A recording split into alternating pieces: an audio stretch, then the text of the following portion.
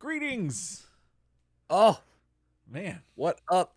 Wooga wooga, guys, and it's go time. It's your boy, Ryan. Oh, snap. It's your boy, Easy. And you're listening to Turtle Soup, the internet, nay, the Milky Way's only community-supported podcast, YouTube channel conglomerate dedicated to the ongoing journey of the Teenage Mutant Ninja Turtles all the way from the beginning until I achieve virtual insanity. Oh, like when the couches start sliding and you're like, oh, virtual insanity. Exactly. Yeah. Oh, shit. I tried to do it when I went into the courthouse yesterday by moonwalking through the metal detector. How'd that work out? I never go off because I took off all my metal that I have. Okay. So I could get in. It's like the Slayer, the Cannibal Corpse, the Metallica. You know what I'm saying? Yeah, that. Yeah, you get all that metal out of you. All that metal. Yeah, even like the Deep Purple, the Black Sabbath. It's all got to go. It's all got to go.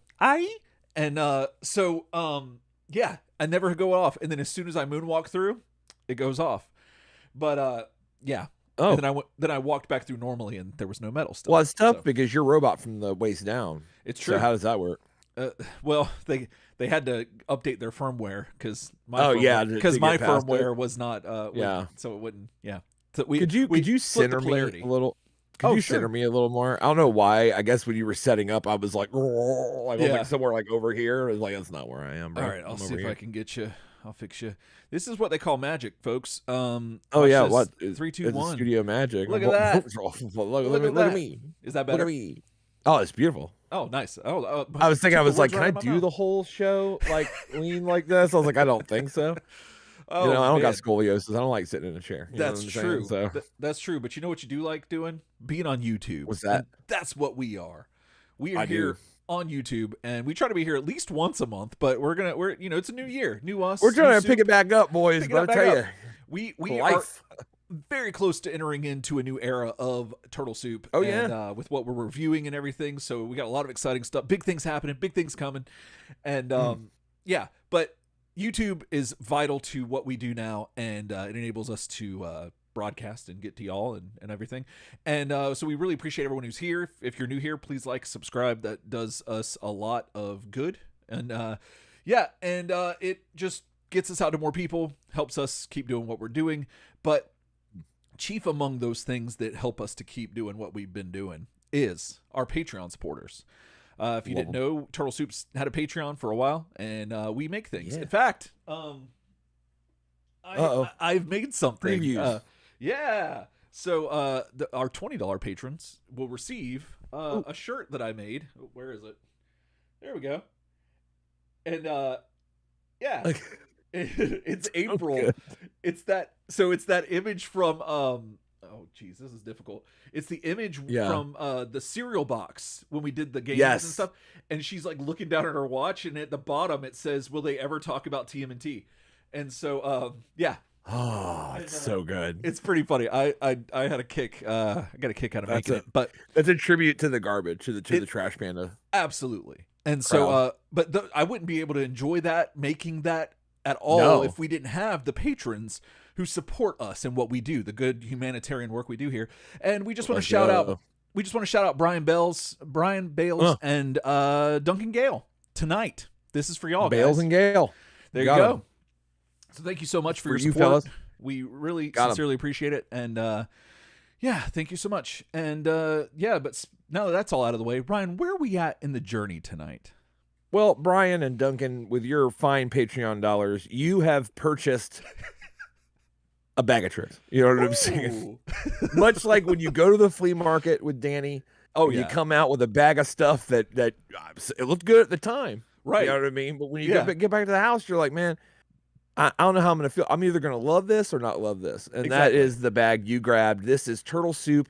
Yes, the book they named after us. Volume 3 from January of 1992. Volume 2, number 3, excuse me. Right. And I believe the last one we're going to be covering. Because we covered the first or the fourth one, because we actually had the fourth one. For some reason, I guess we did it in the bag of tricks back then. And yeah, so it because it was anthology, we figured there was no continuation, but there's actually a third thing in here. But you know, I'll put in the show notes what episode that is that you could go back to and listen to. So you can go back and listen to that with nothing story. else. Yeah, with no preceding anything. Correct. So we don't know like what's this comic? What is it? Exactly. So we're just going into it dry, and that should be an interesting take. But it should be. But yeah, so once we start talking about turtles. Oh, of course. On that episode, if we even be very interesting when we get into that. Right. Oh yeah. After the first hour, that's what we're doing. So we've got a few stories in here to read and to cover, and it's gonna be cool. It is. Well, speaking of being cool, Ryan, how have you been? Because it's been cool here in Florida for a bit. It has been colder than normal, and I'm trying to eat it all up. I love it. Sure. Everything's been pretty good. Let's see. Finally, after years and years, our back porch is being fixed. Ooh. There was a fire on our back porch before we ever bought the house, and it ate away at some of the beams that were up top, and it's all wood and like whatever. Finally got it together and have a crew out there rebuilding it, basically. So like putting in new supports, reinforcing all the trusses and joists and everything. So that's going to be done early tomorrow, and that's going to be cool. Then we get to have our roof replaced because our roof had serious hurricane damage, and nobody could get up on the roof until that porch was reinforced. Because the porch comes right off the house, and I never felt safe with people walking up there with it as it was. Yeah. So, so then the roof, and then a fence, and there's a lot of stuff's happening around here, and that's kind of got some home improvement. That's kind of been it. I've been painting a lot. Marvel Crisis Protocol. Been painting a lot of those miniatures. You're gonna have to send me some of the pictures, bro, because like I I've got your paintings. I've got a bunch. Weird to say that like that. Yeah, I mean, because sometimes they look like French girls. And that's what you're looking for, of course. But yeah, I just got done with a second Red Skull. He's a different model of Red Skull, and he comes with grunts. So you have another. So in the game, some models have like grunts. So like Ultron has Ultron drones. Makes sense. That are another character that can show up in your game and run around and do annoying stuff. Like the Ultron drones explode when you kill them. Oh, so you basically blow them up and take damage, or you let them just keep pot-shotting you. Oh, okay.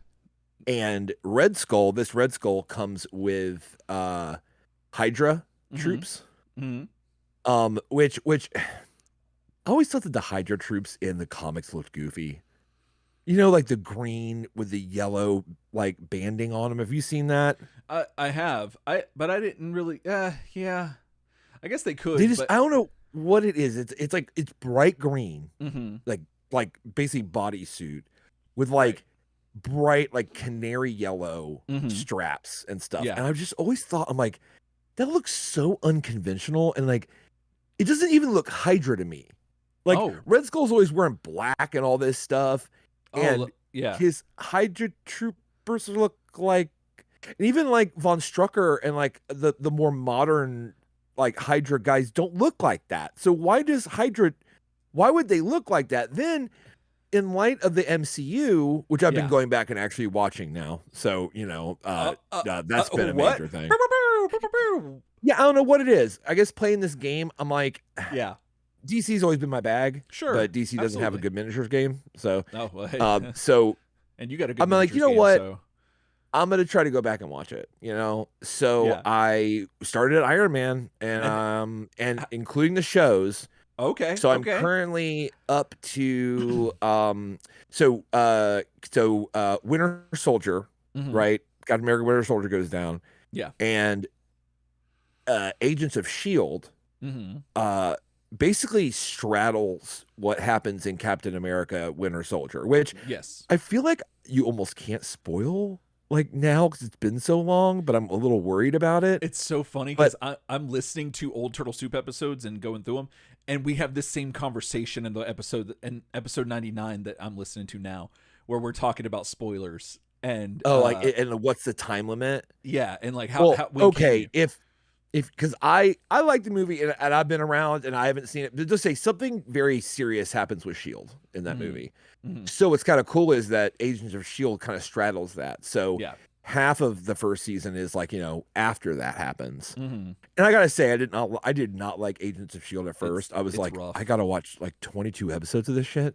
Mhm. Like, but then after the stuff with Hydra and everything in Winter Soldier, the Mhm. back half of it is really good.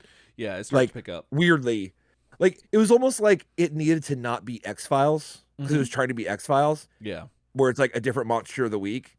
It needed to be more like X Files when it got like the main government conspiracy going, where it Mhm. was like the overarching story was bigger. Right. After it did that, I really liked it. Oh yeah. Yeah, I never finished Yeah, it, but I've always heard good things about the show after that point you're talking about.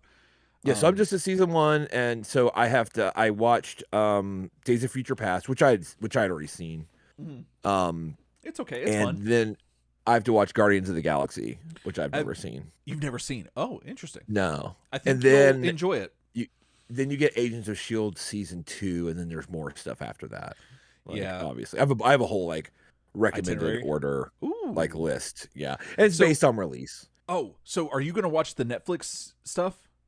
Yeah. Are you okay? Can you let me know? Because I'm Shannon and I are gonna. I've asked her to watch it with me too. But if you and I could watch it Okay. together too, that would be fantastic. Because I Okay. loved. You've never seen any of it, right? I've seen a little of it. Okay.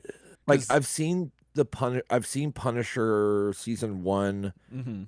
I watched some of Daredevil.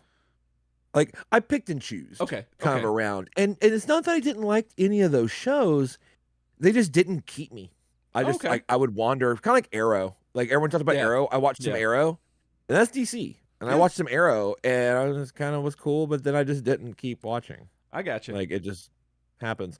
But now I'm a little bit more on the train because I do Right. want to get through it all and stuff. So yeah, I'm bowing and I'm watching That's the MCU. that's But neat. what's nice about it is that like a lot of it's cooled down.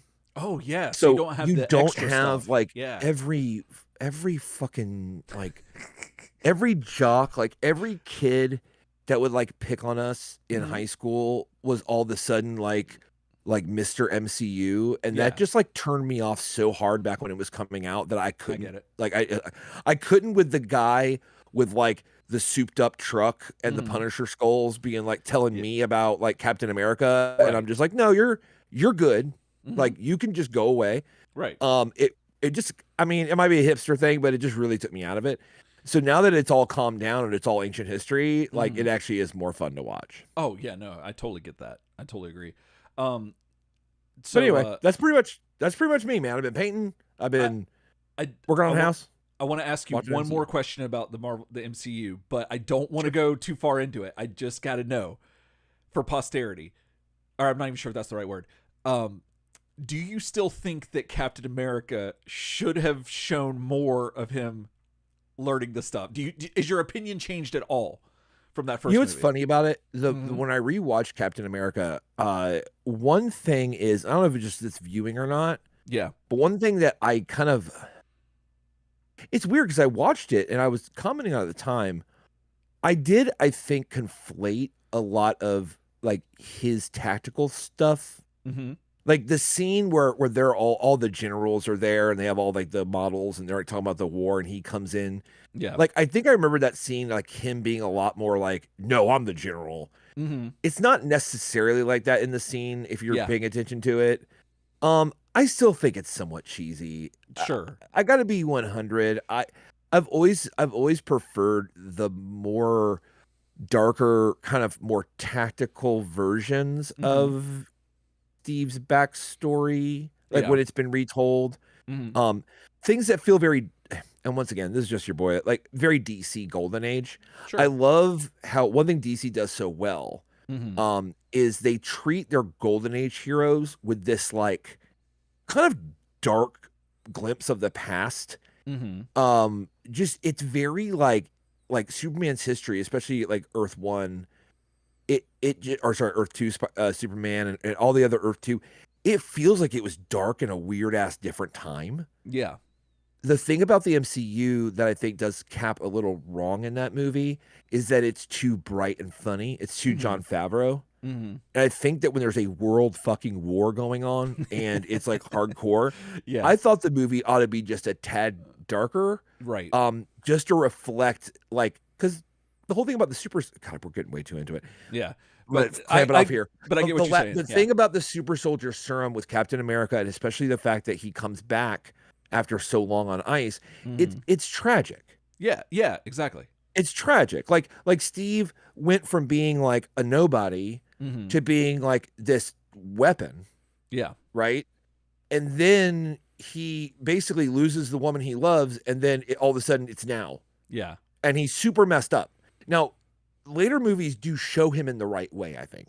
Like they do show that he's grappling. Yeah. The first Avenger is a little too rah boys. Yeah. And it bothers me. Still bothers me. I think there's a way. I think that, but it was early. It was early in the MCU. They were very Favreau. They were like they were very Favreau. They were very funny and bright and stuff like that. I think the scene of him jumping on the grenade still cheesy, but like weird, you also, but yeah, but I would say I look more favorably upon it. I think with a more, now that I'm older and with a more refined, and now that not everybody's like telling me who Captain America is, like I wasn't reading comics when you guys were like kicking my ass back in the day. Right. I think I'm more able to accept the comic book logic of the movies, but I still think that Cap, the movie should have felt darker because it's World War II. It's awful. Yeah. It's awful. Like things are awful. And it's very like, and I'm kind of like, selling war bonds. And honestly, once again, like, have you ever seen the movie Flags of Our Fathers? No. All right, this is the last thing I'm going to say for real this time. Okay. So in Flags of Our Fathers, it's all about the guys who raised the flag on Iwo Jima. Okay. Right? Yeah. And it's about the war and about everything like that, but like it does a really good job of showing that those soldiers were all brought back home. And because they had seen hardcore action, they basically were brought back home, and that whole picture of them raising the flag was used to sell war bonds.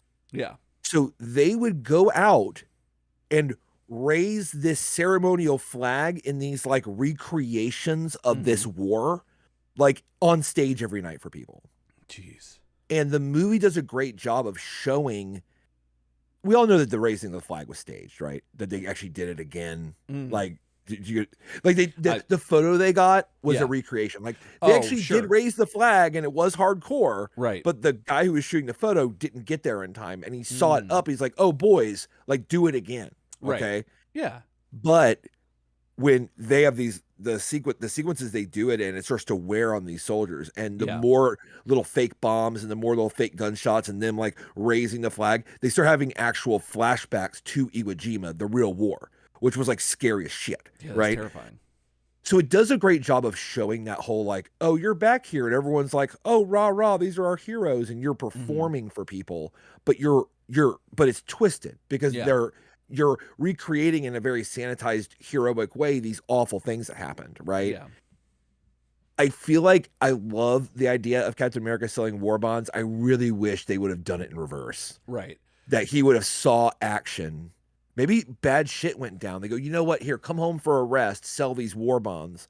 Yeah. And now he's up there like doing the rah-rah dance and like fighting fake Nazis, but he's like having flashbacks to like fighting real fucking Nazis and it being like scary and people getting shot. Yeah. I just think that would have given Steve more depth, but that's true. I'm that's not fair. Jon Favreau. Yeah. Yeah. Well, I think you'll be happy with a lot of the other stuff that they talk about later on in that line. So that's cool. But I just want to, that's old school turtle soup. Me ranting on Captain America is like, that's classic. In the fabric of this show. And I would say I have a more favorable view. At the same time, I could just watch it and then go watch other stuff. Exactly. I thought Winter Soldier was better than First Avenger. It was a better movie, I think. But it was, again, allowed to be a little darker, like because it's not as, at that point, right? Right, exactly. Not as Favreau'd out. So, but anyway, how you been? Man, I've been crazy. wild. I am now the. Are you on the crazy train? I'm on, I am. Yeah, we're on the cat crazy train because we've officially taken over Catnip the Catnip Cafe. bro. Yeah. So come see us and show us your kitties and come see us. Yeah, we're doing that, and that's wild. It's funny to own like a business and downtown and to go in there and just be like, oh, I can go in the back. Oh, I can just go do whatever. Yeah, and sometimes my shit. Yeah, I washed dishes the other night. Like, it was kind of wild. Yeah. I was like, oh, look at me. That's I'm an adult. But so that's fun. And then just been playing a ton of Horizon Forbidden West and absolutely loving that. Oh. And then do you remember, I might have talked about this already. Do you remember Parker Lewis Can't Lose? Absolutely. So yeah, I downloaded it. Like, I found it. Someone, a cool uncle had it. And Shannon and I have been going through it, and I love it so much. It's pretty cool. It's a pretty cool show. It's been a long time since I've seen it.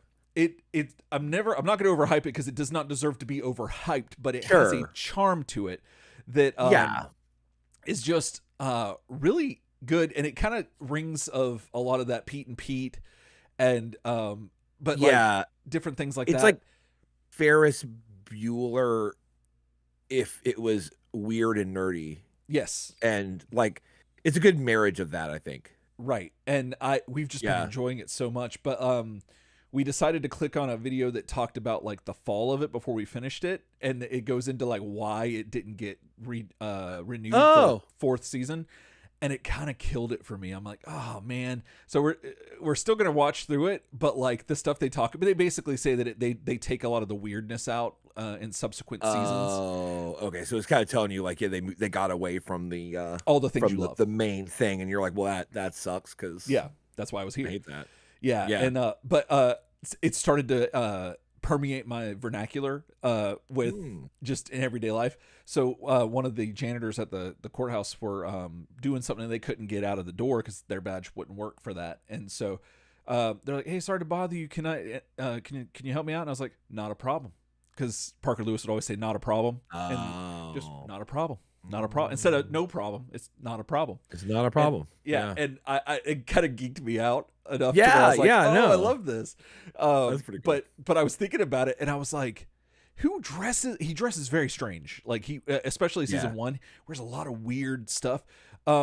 He basically is Zach Morris, but not a horrible person at all. Yes. And but he dresses like Screech, sort of like a wannabe cooler Screech in a weird way. Like he wears just weird stuff. And I was like, who could pull this off? And I think Father Preston could pull off some of them Parker Lewis looks. Oh, and I texted him and I was like, bro, I think you could pull this off, just so you know. But so we did that and been going through that. And then for Christmas, my brother-in-law got me something that I don't know if you've seen these, but there are these things called, and it's turtle related. It's called Fugglers, and they did a crossover with the TMNT. I have seen those. Those are weird. They're very strange, but they got me Leo and Donnie, and it's kind of fun. I mean, they're just creepy looking. Like this one, I think a fox or something, but they're just creepy little stuffed animals. Are those teeth like hard, teeth? Yes, they are hard teeth. That is so weird. Yes, and it's very strange. But then he's like, oh, and then the butthole is a glow in the dark button, which I'm like, I didn't know that was an option. I mean, if I knew that, I would have had that surgery. Yeah, no, they would have already been in there. Yeah, Totes would have got my glow in the dark button, a pinky or two.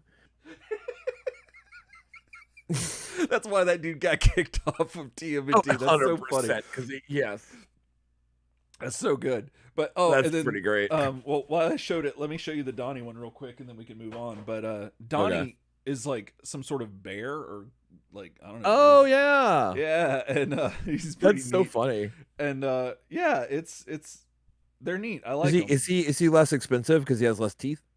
You would think that. Yeah, I'd be like less teeth, less price. Exactly. Yeah, less teeth, more cheap. And yeah. So but yeah, I don't know. They were a gift, so I have no idea. Those are great. Those are one of a kind. So I just wanted to Mitch in the chat is saying that he's got the Donatello one. Oh, so there we go. Oh, okay. Oh, there you go. So I'm not alone. But yeah, so that's pretty much been what's going on with me since last year. Yeah, right. Since last year. So we haven't done an episode in January, have we? We had not that I recall. No, according to my notes. No. Yeah. Yeah, but the thing that's bothering. No, Merry Christmas, exactly. The thing that's bothering me though is that I see that M. Wilson gave us a Turtles Come Out and Fight that last time, and I'm like, shit, I gotta get all these old ones put together, so that we're gonna have a list. And then we're gonna throw them together because those are fun. Yeah, they're a lot of fun. So I gotta get that going again. But and then again, y'all send them to us. Turtles Come Out and Fight that. turtlesoupshow@gmail.com. And I just want to say, I mean, like at this point in the Uncanny X-Cast career, they're doing like an episode a year. So I feel like we're ahead of the game, guys. Yeah. Like I feel like, I know it's hard. Mm-hmm. But 10 years in, we're still doing, every other week. I mean, so I don't know. I mean, like at least once a month. I think we managed to do that's the minimum. That's the minimum. And we appreciate, of course, everybody's understanding because, man, at this phase in our lives, things are crazy, bro. I look back on like all the open ass time we used to have. Oh, yeah. Where it'd be like, I mean, nothing else to do but record a Turtle Soup. You know what I mean? Because like we just had so much time. And I look at now and I'm like how do we ever like get that in? Like it's kind of insane. And we're even doing this remote. We don't have to get together. Yeah. And it's still like crazy. So I can understand looking back at the X-Cast, which is a great show. That basically got us into podcasting and absolutely that we really admire. I mean, I understand it now because they're older than us. So they hit this point obviously earlier. Yeah. And it's like, oh, I get it. It's hard to keep up with. You know what I mean? Oh, yeah. But we're gonna get into that. We're gonna get into that 2000, and then that's gonna. I think that's gonna reinvigorate some stuff. Up the ante, yeah. I mean, we're going to start setting some stuff aside. Be like, honey, I'm sorry. You know what I mean? I can't do those things. I mean, kids' graduation. Sorry. Graduation. Sorry, I'm out. You knew what this was. I mean? Like, you knew what this was when you signed up. Mm-hmm. You ready to get into some comics? I believe so. Sweet. I'm actually going to use our device and see if I can do it. Instead of clicking it manually. Oh, Mitch, it's good to see you too, man. Sorry your evening was rough. Mitch says evening was rough, and it's good to see you. Oh, man, that sucks, dude. Well, you just chill, because we're about to hit some Turtle Soup Volume 2, Number 3, and then that'll just set you right up. Perk you right up. I'm going to fix you, too, by the way. Up. Yeah, that's right. I'm off center again. Yeah. I'm out of step. Oh, wait, that's not what I want to do. I was making you look like Rocky Dennis for a second there. No, don't do that. Hold on. So good. Jeez. Don't do that. Yeah. I was showing somebody at my other job because I was working on the new magnets for the Patreon, and they were asking about the show and stuff and how we did something. So I showed them. They were asking because I'm using an asset from from when we did the Serial board game. And with Farmer Greg, and they were like asking how we did it, so I showed them the episode, and then they were like, "Ooh, I love Ryan's background," and I was like, "Oh yeah, he did that all himself." Yeah. That's all. I figured out how to make it do what I wanted. Exactly. So yeah, you know what I'm saying. So yeah. All right, here we go. Ready? Mm-hmm. It's a bag of tricks. Ooh. It is Turtle Soup Volume 2, Number 3, with a cover that is very similar to the other issues, except there's a different picks inside. Different picks. And that picture is something else, Eric. What do you think about this cover, brother? I kind of love it because like it just looks like Raphael just picked up it almost looks like he was in a certain alley and he just picked up somebody who might have been working. And she doesn't even look like she looks like a blow up doll. She does. Like there's something about the eyes being closed and just the way that the way her skin is shaded, where it's very like it looks like plastic. Yeah, I don't know. It just looks like a blow up doll to me. It does. But as far as the artwork, it looks fantastic. Oh, artwork's sick. Yeah. It's cool. Yeah, it looks like it's this the picture itself, because they have the marbleized stuff on the behind the image. This looks like a photograph on top of the image. Yeah, but like Metallica's Load in the yeah, background. exactly. I wonder if that's what that is. Turtles. That'd be hilarious. Kevin and Peter are just like blood and semen and everything from the window to the wall. But cowabunga. But this image looks like it was a little bit of digital art. At least the coloring. Yeah. Especially on her. The color feels kind of digital. Yeah. Yeah. And then they got this robot that looks cool. Kind of I like the robot, like it kind of in the shadow. Yeah. A lot of cool highlighting work on that. That's really neat. Oh yeah, and it's I thought it was Raphael, but it's actually Leonardo. He got that's in there. That Ninjato in his hand. And so yeah. Oh, and you know what else I just noticed now is that there's another hand that's like right there, like right where that her leg is. Oh yeah, that's a hand. Yeah. So there's there's like multiple. There's a lot of things going on there. It's cool.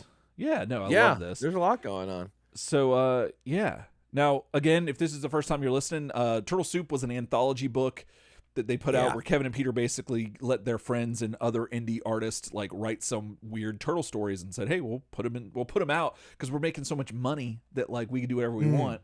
And so it's kind of like that where the stories are inconsequential for the most part, and they take place at any time for the most part. So that's kind of what we're dealing with here. And often pretty humorous.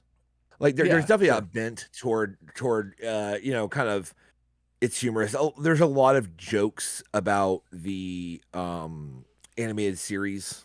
Oh yeah, and stuff like that. Especially this book came out in January of '92. So it's in full force with your first 2 movies out already. Yeah, it is kicking in here. So there's a lot of jokes about pizza and cowabunga and stuff like that from a lot of these indie artists who knew Kevin and Peter or worked with Kevin and Peter back when Mirage was all black and white. Right? No problems. You know what I'm saying? Color. It couldn't afford color. Made in the back room. You know what I mean? Exactly. Oh yeah. So we have 6 stories here. So we're gonna take them every other one. I'm gonna take the first one like we always do, and back and forth until we get through this thing.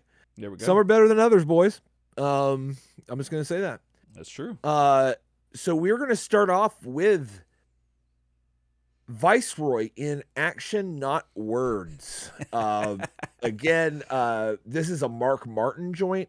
Now, again, if you're just joining us, Mark Martin in all of these Turtle Soup Volume 2 issues has had an ongoing thing where he kind of does a version of each turtle and he names them weird stuff. Yes. And you can usually tell who it is by like kind of the color of the name of the character. So Viceroy in this comic is Raphael. They're very colorful. That's the other thing you'll notice. The art. I've always loved Mark Martin's art. And a lot of the coloring. And again, this is Mark Martin, so this is written, inked, drawn, colored. I mean, this is all Mark Martin here. The shebang. Always is just very fresh looking, which is fun. So basically here we open up with Cootie Jones and Dan Pennyworth. These are the 2 characters in front of you.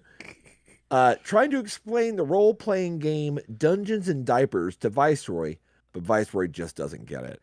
And again, you can see on the page, and if you can't, I'll describe it. There is almost a Brian Michael Bendis amount of text on this page. Yeah. So I'm going to be summarizing and not reading off too much, but effectively, they're talking about Dungeons and Diapers is very unlike Dragons and Dinosaurs because in this universe, all of the characters are babies.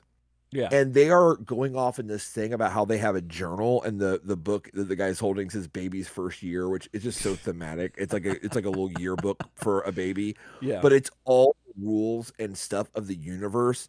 And they're trying to explain to Raph basically how to role play. Yeah. And they get done with this huge explanation, and I believe it's Dan or Dan Cubed is what I'm probably calling him. says like, got any questions? She's like, yeah, where's the finish line? Yeah. And it's obvious that they're like, bro, this ain't like Chutes and Ladders or Candyman or some shit. Like, bro, like this is like role playing. Mm-hmm. And he's like, oh, okay, so I just got to win by beating all your men with my make believe men, and I win. They're like, no, it's not even about winning, bro. It's about like making the Going game as go on long as forever. it can. Yeah. And he's like, that's miserable, basically. Like, why would we want this to happen? Which is just hilarious. Like, yeah. And yeah. So there's a page. All right. So this comic made me laugh out loud for a few times. If you go into the upper right panel of what I believe is page 2, he says Dan is saying, baby, there's a picture of the miniature for Baby Hodo, which is his character. Yeah. And Baby Hodo is rolling what looks to be one of those like you know those things, I don't think they make these anymore, that used to they had like, it was like a ball that had like a bunch of little balls inside, and you would had a handle on it that went around the ball, and you would push it as a baby. It would make like popping sounds and shit. Do you remember that? Yeah. It's like a corn popper kind of thing. Yeah, I think he's basically got one of those, but has like letters on it. And so, well, see, that's funny. You think of that. I was thinking, because it has musical notes on it, from what I can tell, and I was thinking it was like the old Jack in the Boxes that had the thing that you would push and it would dun dun dun dun dun dun, dun, and it would do that, but it would have a Jack in the Box attached. It would pop up. But it's that's weird. What I it's thought connected to a handle, right? Like you're supposed to roll it, which is really weird. It is very weird. I don't know what the hell it is, but it's funny. But we're gonna find out later that this is the miniature for Baby Hodo, which he has painted, which is fucking hilarious. Okay, because he has a little base, right? Yeah. And the first time I didn't really notice it. I was like, oh, that's just him envisioning Baby Hodo. No, Baby Hodo has a little base. It's right there. That's his little. That's his little model, and I'm like, this is brilliant. That's so good. So he says, Baby Hodo casts a spell. Hickory dickory dock, babies check your clocks. Baby Niblick loses his powers for 24 hours. and Dan, and no. So that's the other guy who casts it. And Dan says, good move, Cootie. I'll record that on page 78 under spells. He goes, however, since Baby Hodo hasn't cut his spell casting teeth, his spell only lasts 24 seconds. Right. And they're just having a blast. And like Viceroy or Raph is like, are you fucking kidding me with baby Hodo? He's like, and they're like, okay, so now you give it a try. He's like, all right, let me see. And he takes his baby miniature and like smashes Baby Hodo, the miniature, down. And he says, Baby Niblick has a temper tantrum and kicks Baby Hodo in the diaper. And he smashes it. And there's something about the little baby miniatures in that shot where like the baby he's holding is like screaming, like he's squeezing it. Right. And the baby is just on the ground, Baby Hodo, like when he got hit. Out. That was just making me fucking crack up, man. I don't know why.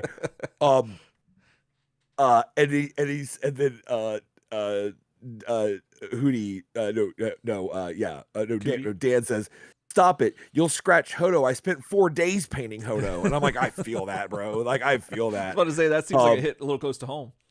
It hit close to home, and that's actually what made me go, wait, let me go back up again. Oh, wait, that's Baby Hodo's mini, which is like the cutest shit in the world. Anyway, so Hootie is loving this shit because he's like, oh, this is some wild table shit. I love this. And then they hear like a rumble, like an earthquake, and then so like Dan's trying to grab all of his miniatures and make sure they don't fall over and all this crazy shit. And all of a sudden, they hear this huge like cry, which I love that panel with like the wah there. And all of a sudden, they're in a playpen, a really big playpen, and they've been transported to the world of Dr. Junior, evil baby mad scientist. Right. And he's this little baby, and he goes on. He's like. I'm always hungry. And then he's like, That's why I built this great big interdimensional formula draining apparatus. And it's this big like baby bottle that is like pointing out this like window, this dome, and it's like sucking baby like formula into it. Yeah. He's like, it's so we draining the baby food from your puny planet. And he's Dr. Junior, baby mad scientist. And they realize all of a sudden they're in the Dungeons and Diapers world, right? Right. So Raph is basically, or Viceroy is basically saying like actually this is like pretty goddamn brilliant. Like, good job, Dr. Junior. Because like that's crazy. And they realize suddenly that their hands are like trapped in these like kind of Chinese finger trap things, but they go over your whole hands that are made of Pampers, and they're so soft they don't notice that they're on their hands, but now they can't get them off. Yeah. And oh my God, like, and the baby, like Dr. Junior goes on this gigantic rant about how like he knew they would come for him. So basically he set up this big like interdimensional sushi turtle transporter, and they're like, what? Oh my God. And Hootie's talking about like, they're basically decide the way to get out is to play Diapers and Dungeons. Right. So they try to cast a spell, but then they start arguing about the spell. Like, can you cast it in this instance and all this different stuff? And I don't know why, but like Dan tries to cast a spell, and then like Raph's face goes all like melty. Yeah, I love it because it kind of reminded me of Ren and Stimpy a little bit. It's very Ren and Stimpy. Yeah. But his eyes look like they're being like they're getting bigger and bigger. And at first I thought, like, I'm sitting here reading this and while you're talking, and I'm like, I don't get it. It looks like, because the next page it goes clap, and you see like his eyes shut. But the only thing I could think of is that diaper, or not the diaper, the bottle was sucking in like white stuff, and his eyes are white. And this is already surreal enough as it is. It's so weird. I don't know. Because Hootie says earlier, he goes, well, what'd you have to drag us into, you evil brat? I don't have a clapster.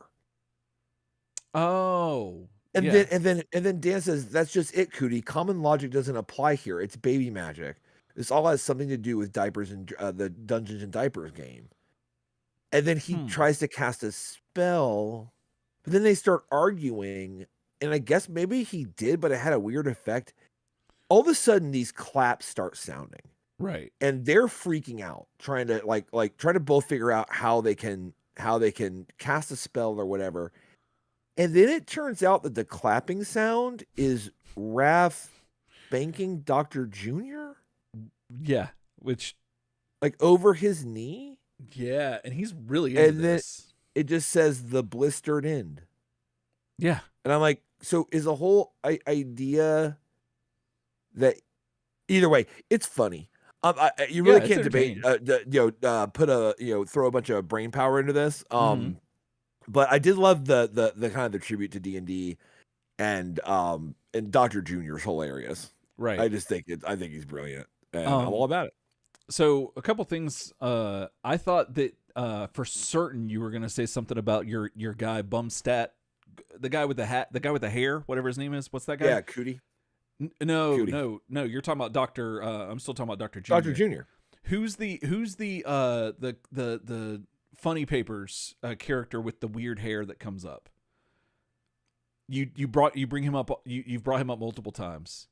He's a cartoon character that was in the funny pages, and Bumstat something or Dagwood Bumstead. Yes, I thought you were going to mention.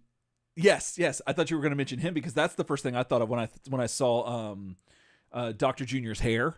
Oh yeah, it does have that. It does have the Dagwood like boop, like cowlet kind of. Right. I thought that was kind of neat. Then one other thing I noticed was that Viceroy's sash changes almost every panel. Like here it says SS Honolulu. Earlier it said Safety Patrol. Yes, and then here it says New Year sold, and it's just like, yeah, it's just very. That's weird, and I don't know why he always has. I don't know why he has a sash on. I don't either. I mean, And except on the last panel, it says police line. right. Oh yeah. That's so weird. I mean, because the turtles have it's more like his belt. Like the turtles have their Yeah. thing. I just don't know what else to call that. But here it says safety patrol. Like I think you said that earlier. Yeah. Well, now the other thing is that who's the character with the mask? Is that Hootie? I was thinking that looks like Casey Jones. That looks like a Casey Jones mask, especially with his hair coming out the side.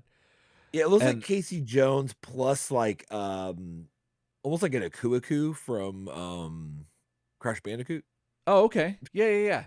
Like a little like wooden mask kind of thing. Yeah. It definitely is evocative of that, but for some reason I was thinking that might be Casey, but I have no idea who the other character with the blonde hair could be if they're all references to some other character. So but I don't know. I thought it was neat. Yeah, it's funny. Yeah, it's funny. It's fine. Dr. Junior, won my great heart. Name. Oh yeah. Say. Well, moving on to Bearing the Burden, which was McCollum and I didn't write these down. Woodring and I don't know who the third or the middle person is. I can't read that from here, but it's Anderson. Anderson. Okay. Yeah, so I don't know who the last name is. Yeah, these are. It's Bill Anderson. These are people that have been writing in this. Oh volume. yeah. So these are not necessarily new people, but and Rick McCollum we have a lot of experience with. Right.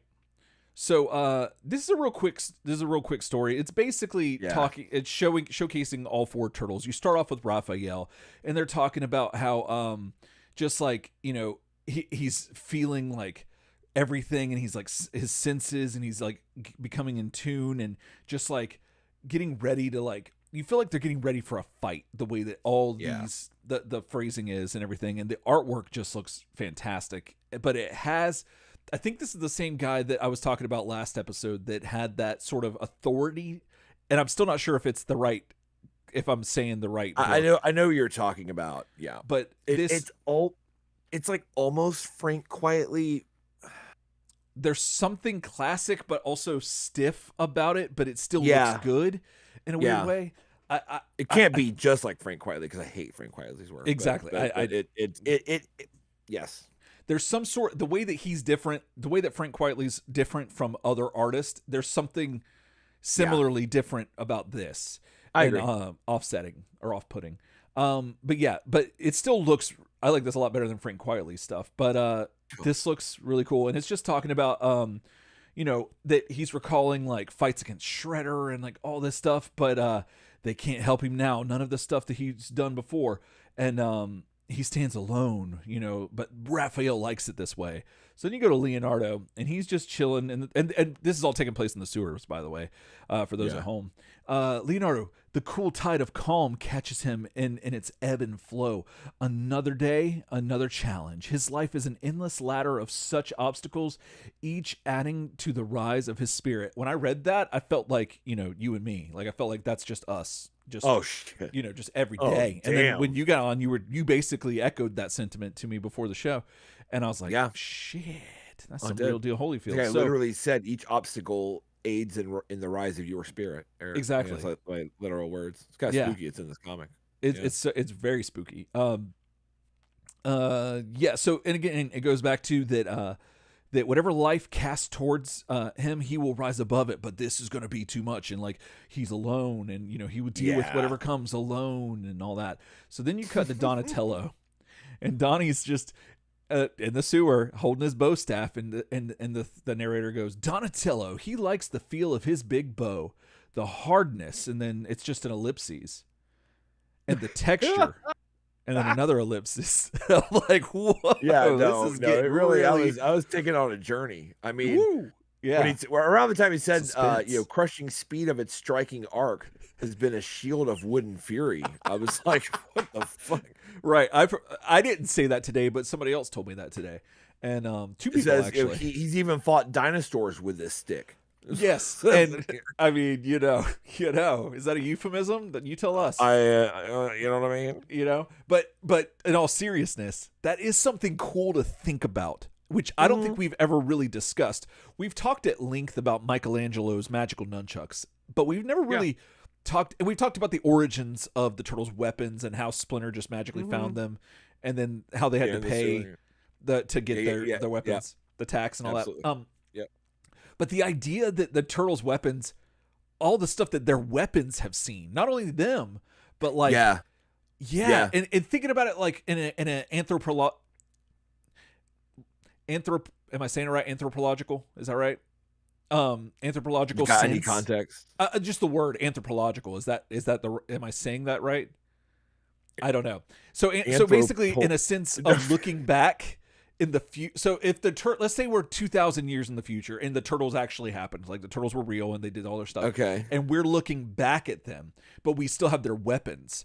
We would be thinking about all the things that their weapons have done. But I've never thought about the Turtles like that. You know what I'm saying? Like that element. That was just really neat. That for just doing this show as long as what we have and all the stories we've read, I don't think we've ever actually thought about their weapons, like seeing some of this stuff.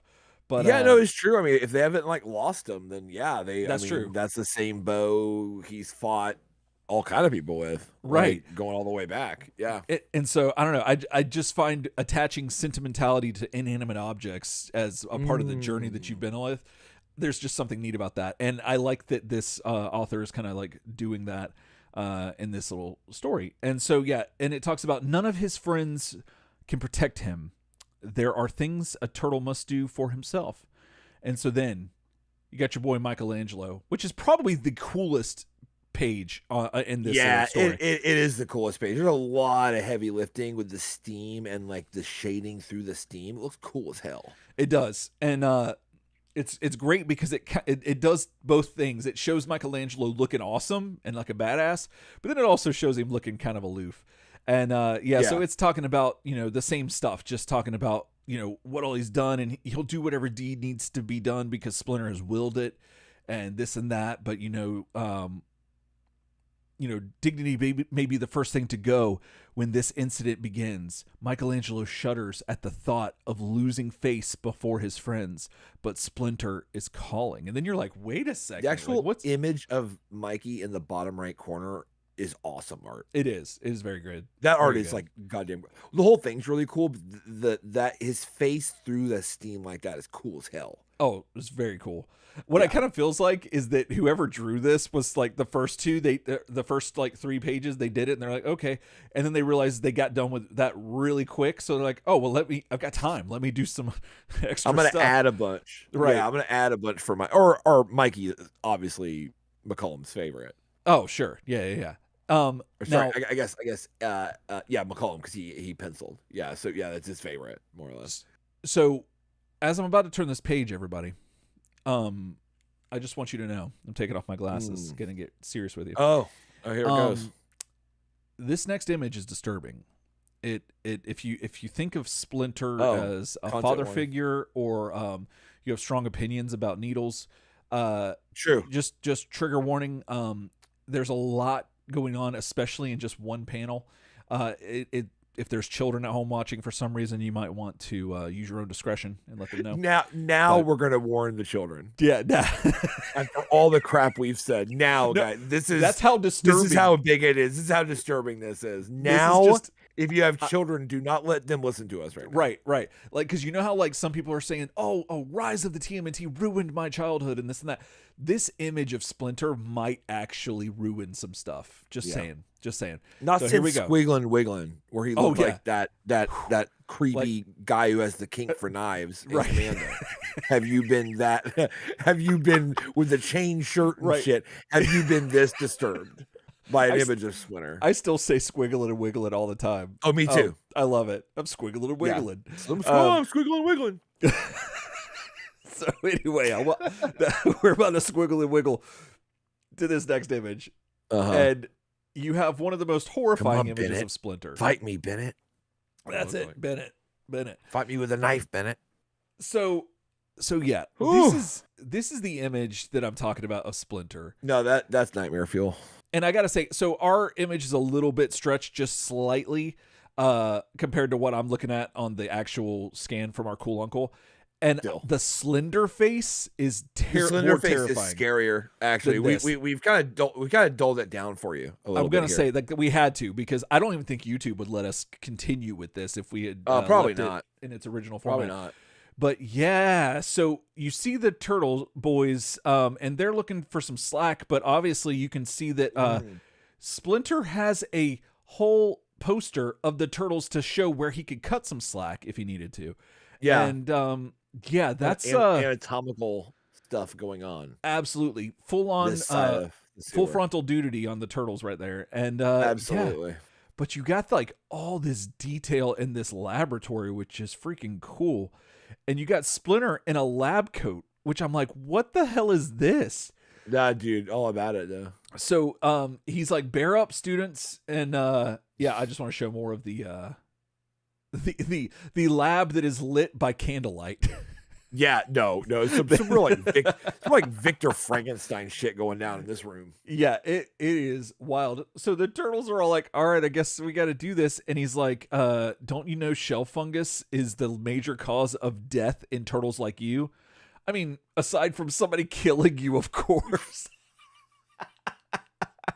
So yeah, then you got your boy Splinter, which I don't think anyone who holds a syringe like this behind their back like that, that's just no. Nah, fam, not into it. No, not into it at all.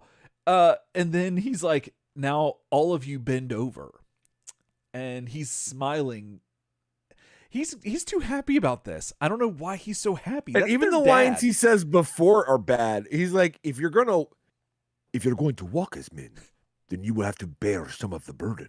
I'm like, the what? Bear what? And he's like, now all of you bend over. I'm like, if I'm gonna walk as men, I gotta what? Bear what burden? Right. Yeah. What the hell are you talking about, Dad? And he's like, bend over. And all those like an iron cross looking shit. Shit. I'm like, nah, fam. That's like some Nazi experiment looking ass Splinter there, bro. You got way too many teeth. How many teeth you got? He's got some. You know what I mean? That's a million teeth, bro. Yeah, nah, fam. You got like shark teeth in that shit. Get out of here. Yeah. You ain't my Are we dad. sure that that's not Armagon? Yeah, no shit. No, that'd be my first thing. Like, yeah. Like when my dad looked at me like that with that needle, I'd be like, I'm out. Yeah, done. Disown your shit. It's pretty cool. I like the profiles of the turtles, but it's definitely one of those things where it's like all a joke though, because then it turns out that they don't want to get a shot in the butt. Right. Yeah. And so it's like, oh, all that for that. Okay.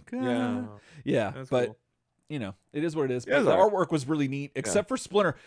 That was just the most terrifying thing. But seeing that part of the turtle lair is pretty neat. I kind of like the candlelit laboratory. No, I do like that, and I could see Splinter like doing the medical stuff too, having to be like, yeah, like I got to become a bit of a doctor for y'all because you're the only four, like, of y'all. Well, so who's gonna be the medical expert on TMNT? Gotta be me, bro. That's true. At least until Donnie can be. But like at this point, we don't know when this takes place, and they're all wearing the same. We don't know either. And like early on. Donnie has not ever really shown an aptitude toward medical science. Yeah, not in Mirage at least. I think in Mirage he might have in some of the other stuff, but if he does, it's very understated. I'm trying to think. I can't think of anything specific. He knows about killing people in the worst ways, and not even killing them, but more just some punishment. In TAS in '87, he in the Red Skies, he does some medical stuff to try to like stabilize the mutation or mutate. He does that. But yeah, he's not typically shown as being like biomedical. Right. He doesn't have a stethoscope. Like biotech, really. Yeah, no. Like it's usually like different tech and gadgets.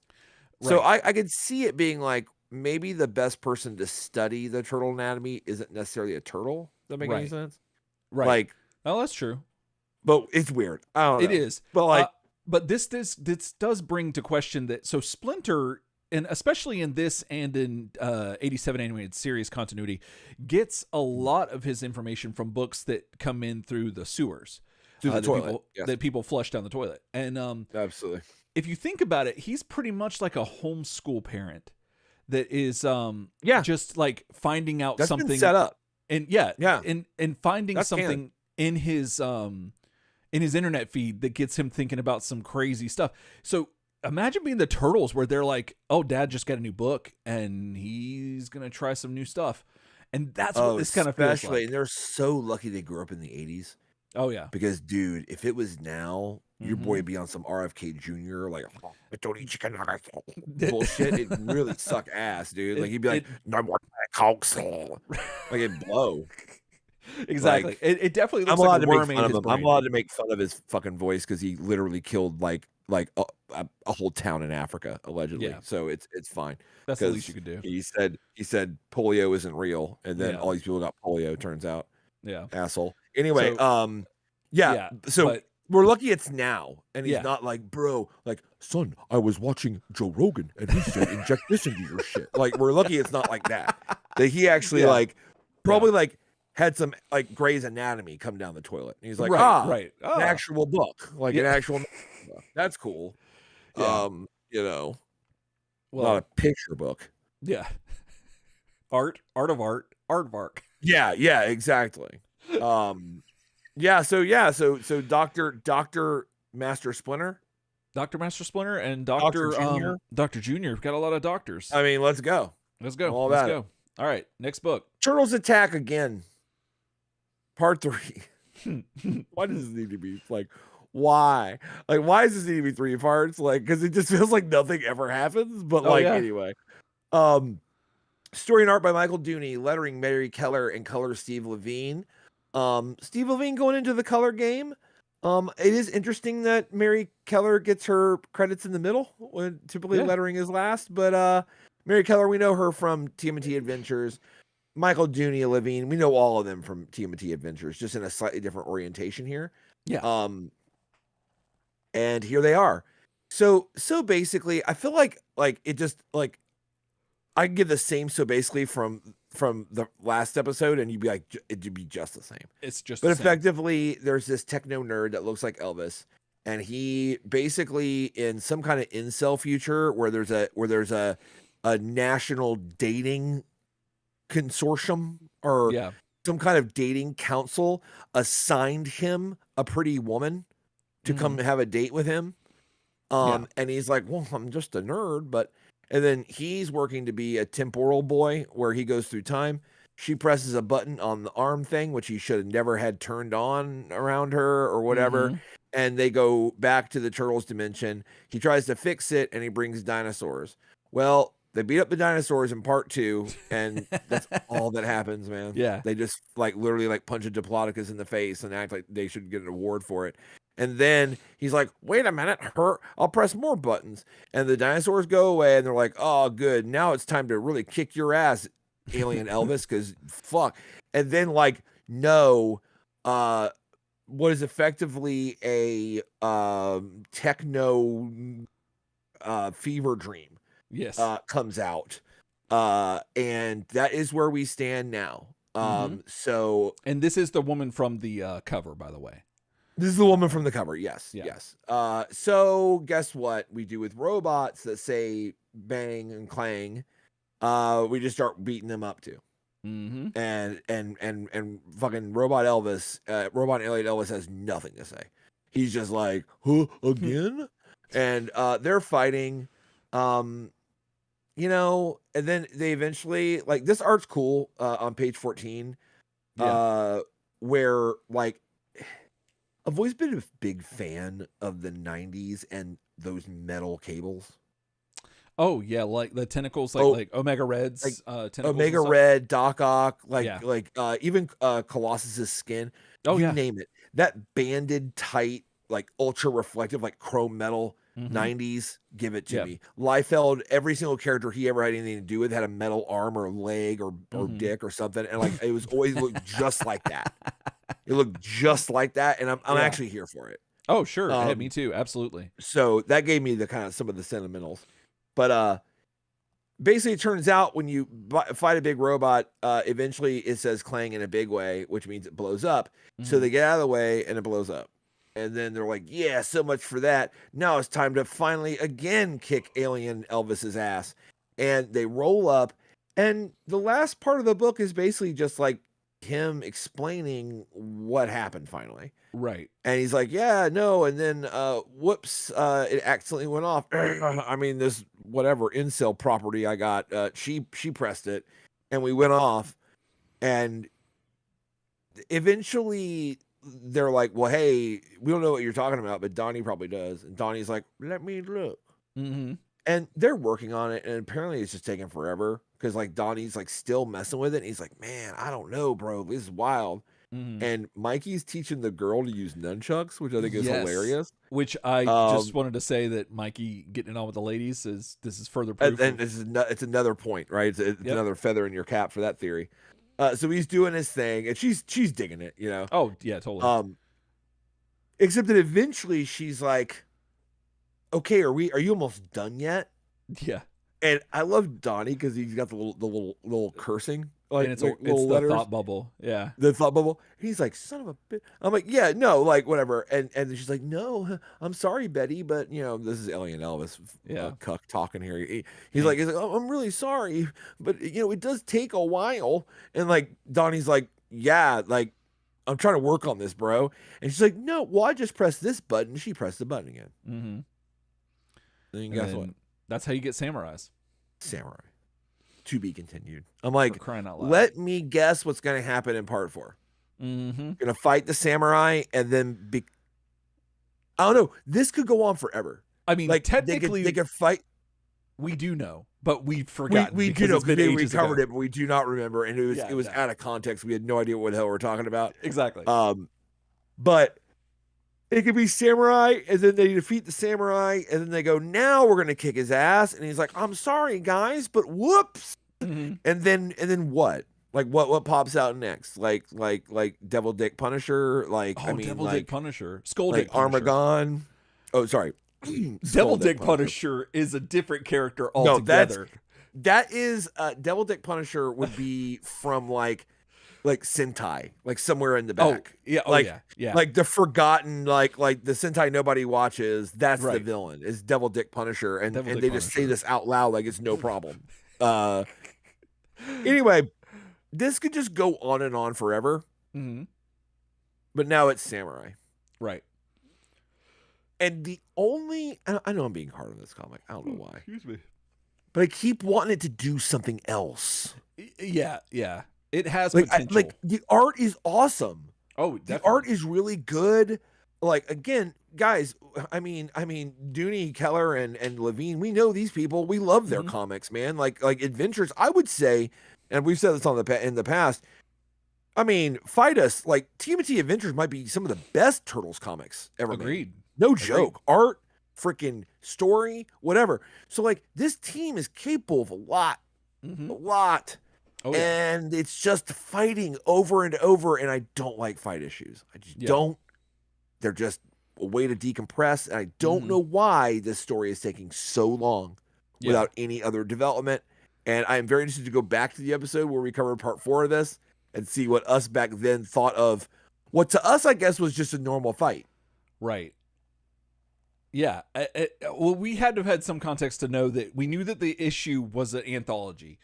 So we probably addressed that this probably takes place in the other 3, but we just couldn't get them. Yeah, probably. But now I have a question for you. Do you think that I should put in the extra work and actually cut the other episode and attach it to this audio? Or do you think I should just put it in the show notes that if you want to listen? I think I put it in the show notes. Okay. I think it's in its own like kind of continuity. That's true. I just thought it would be really funny idea to do that, but yeah, the practicality of it is a lot of work. But that's still kind of funny. But yeah, like you said, artwork is fantastic. But the problem I think, to your point, is that like we know these people. What are they trying to prove with this? What is it that they felt like they needed to do that they're trying to do with this that they haven't done with some of the other Turtle stuff that they've already shown us? Especially for parts of it. Oh, indeed. It almost feels like it was almost like padding for Turtle Soup because those people are actually in the Mirage like company. Like they're not like guests. They do active work for the business.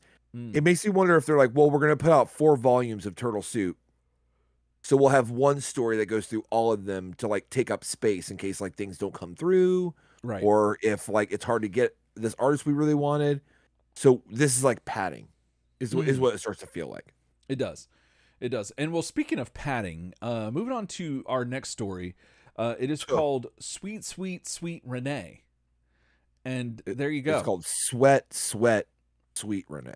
Oh, okay. Sorry. I spelled it and said it wrong. Yeah, in my notes, I just put sweet. But yeah, sweat, sweat, sweet Renee. Yeah. Yeah. So I thought at first I thought it was sweet too. I thought it was a joke. I thought it was like sweet, sweet, sweet Renate. Because like you would say it wrong. Right. But actually it's like Renee. But Renee. Yeah. And guys, this is Renee from TMNT. This is Renee from Mirage. This is from I think the time seamstress. I think this is when they got stuck. Remember they got stuck back in the day in the dinosaur days, and they were there for forever. I think this is that time period. But a very untold, like an unexplored era of TMNT continuity. Oh yeah. Where they were stuck in like the prehistoric times for like a hot minute. Right.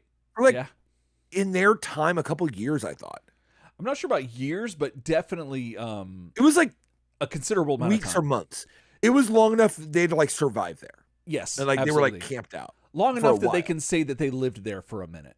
Yeah, exactly. Yeah. So Renee here, she's decked out in just some animal print underwear, I guess, for lack of a better term. And it's what you wear. We have a story. We have our credits, which is Lawson, Dooney, Keller, and Woodring. And there is she's climbing this mountain, and you see a volcano in the distance, and this and that. And then all of a sudden, there's a snake that comes up that's attached to a log, I guess, from this mountain somehow. And that makes no sense. Makes no sense whatsoever. And what would that snake say if he could only see us today? Oh, I see what you meant. You did the cursive joke. Oh, sorry, my bad. I thought you were. Yeah. Because he says hiss right there, but I said his. Yeah. And so no. But ha ha ha. So his. But so his. So y'all want to get hissed? Y'all want to get kissed? So Renee doesn't want to get hissed, so she's like, "Yup." No. So she starts making her way downtown or uptown.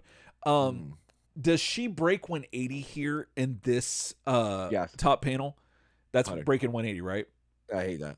Yeah, I hate it too. It's breaking 180. So basically, we're seeing. Go ahead. Oh, I'm sorry. Just to further explain, because some people haven't listened for so long. Yeah, so if you look at the top 2 panels, that this is a thing in filmmaking that bothers Eric and I. Mm-hmm. But it's kind of hard to grasp your mind around. The shortest explanation is when you are shooting someone from a side, you just don't go to the other side. Right. Like it breaks the thing. So for this entire comic, Renee is to the right and the mountain is to the left. And she's climbing up the mountain within those things. So we're on her left side looking at her. Right. But obviously in the second panel, we're on her right side looking at her from the other side. Yes. Then we go right back to on her left side, us looking at her, mountain on the left, her on the right. Like, and it's that way for the rest of the page. And it doesn't help. It breaks. It makes her look like she's going the other way. Yes. Or something's wrong. And Eric, that's actually a great, that might be one of the best examples of breaking 180. Mm-hmm. Like actually in comic history. And to further that problem is that if you look at the upper left panel and then the middle panel, I don't think they intended it this way, but it looks like a continuation of that mountain to illustrate that maybe that's the same mountain. And it does. And now, granted, comics do this a lot. They bend that kind of rule, but having it be next to a panel that breaks 180 is just unnerving. Yeah, if you look at it, it makes her look like almost like she stopped on the mountain. So if you didn't have the bottom, the middle and bottom 2 panels, let's say all you have are those top 2, it would feel like I would think she turned around, like sat on the mountain and was reaching up like away from the mountain towards something. Yes. Is what it looks like. Exactly. But of course that's not what it is, because you see the rocks. She's obviously like rocks are slipping out of her grasp. Right. So like it's just it makes no sense. It makes no sense. So then she's attacked by some pterodactyls, maybe? Flying dinosaur birds. And they say what happens when the eagles landed. They say caw. And then one of them says Kriyank, which I don't know if that's like a dinosaur slur towards another woman. Shit. I don't he's know. Talking or what if he's talking hard shit to like the other pterodactyls. Oh yeah, what if he's actually defending her? What if ka is like the cat call or the pterodactyl calling to the lady, and Kriyank is like show some respect. And yeah, it could be that. You know, I like it too. Yeah, sure. And so she ends up that hill again. You know, and the Kate Bush over here. Oh yeah, and so then you see she comes across a saber-toothed tiger. But now this is neat because she's on like a plateau, sort of a ledge on the hill, ledge on the mountain. And it shows her like kind of like she's established that she's there, but then it shows the tiger from a different perspective, but the tiger's kind of turned a little bit. That's fine. It's fine, but it kind of illustrates that how to do that the right way. I guess, that is how to show a different angle of the thing, because what happens is it's like almost like it shows very well that she is climbing now up the rock from that trail, that ledge. Yeah, and he's turned to his left to growl at her as she goes up. Right. So that is the right way to change perspective and not break 180. Because on the left panel, we see the saber-tooth tiger's right side of his face. On the right panel, where he's following her, we see his left side. So that's he turns. How to do it. Exactly. But imagine if our camera, it's just, and a lot of this comes from camera work. So the risk of breaking 180 in camera always comes when you are doing a dialogue scene. Right. So you'll be shooting over the shoulder, of like, say, I'm talking to Eric. So you'll see the back of my head and you'll see Eric. You see this in TV and movies all the time. Then you'll shoot over Eric's shoulder and see me. Right. Mm-hmm. And that's called an OS. And that's how usually most dialogues are run back and forth like that. You'll notice and this is a rule, when you're shooting a scene like that, what you do is you create a line between the two people. So in this example, if you look at the middle of page 19 and you see Renee on the cliff, you would draw a line right down Renee, right? Mm-hmm. So isolating only her left side. You can set your camera up and shoot her anywhere in that 180 degrees. Mm-hmm. So effectively, I know this is weird, but if you draw a line from the top of her head all the way down her back, right through her butt, and that's how you bisect her like that. Her left side, you can go anywhere in that big bubble. The right side, you can't, because it breaks 180. Right? Correct. So what Eric has illustrated down here, which is so funny how it's all on the same page. Yeah. It's like 180 done wrong, 180 done right. Right. Is here you notice that we never break 180 on the bottom. Right. Even though the saber-tooth tiger character shifts around our camera and looks at her and we see the left side of his face, Renee, who is the focus, we're on the left side. Right. The panel on the top right, where we break 180, you would have to shoot Renee from the other side and be on her right side to get that shot, and that is wrong. When someone breaks 180, it happens a lot in car scenes in movies where you have 4 people in a car, okay? And they want to shoot dialogue between the 2 people in the front seat and 2 people in the back seat, which gets more complicated with 180 because you want to cover people. Yeah, of course. It is correct to still cut the car in half. So you'll only shoot it from either the driver's side or the passenger side. And that's where your camera can live. You can't go over the hood. You can't go over the top of the car because you're going to break that plane. Right. But there was an era where Eric and I, if you go way back to the show, we were talking a lot about this because people were breaking 180 in TV like crazy. Oh, and the 87 animated series did it like a lot. 87 animated series did it so many times. Remember, we would get genuinely confused. Yeah. Like, yeah. where the fuck are we? Like, when they break one, and it's one of those things, they don't really ever do it, which is why you don't feel it. But if you ever see an example of them doing it, you get instantly disoriented. Yes. It's like, it's a rule that's there for a reason. Mm-hmm. It's there for a reason. And yeah, do you know what? You should really clip this page out. Right. And to teach someone the 180 rule, this Yeah. page 19 of this comic is actually perfect for it. Right. It shows the wrong and right way. And you're very good to show and isolate the right way at the bottom, because that is the right way to do it. Yeah. Well, unfortunately, as we move on to this next page, it gets worse. So we come to the next page. And now it's as if I don't know where she's at on this. I don't know how because we're now seeing her. Top left panel doesn't do anyone any favors. No, not at all. No, camera wise or not. Yeah. It's not good. Like, so I will say this: they did shift fully over to the right side of her, because you do see a different angle of her, and and I will give them this: it's a page turn. That's true. So for example, a page turn in a movie would be, we watch Renee go up, watch her, she gets away from the pterodactyls and whatever.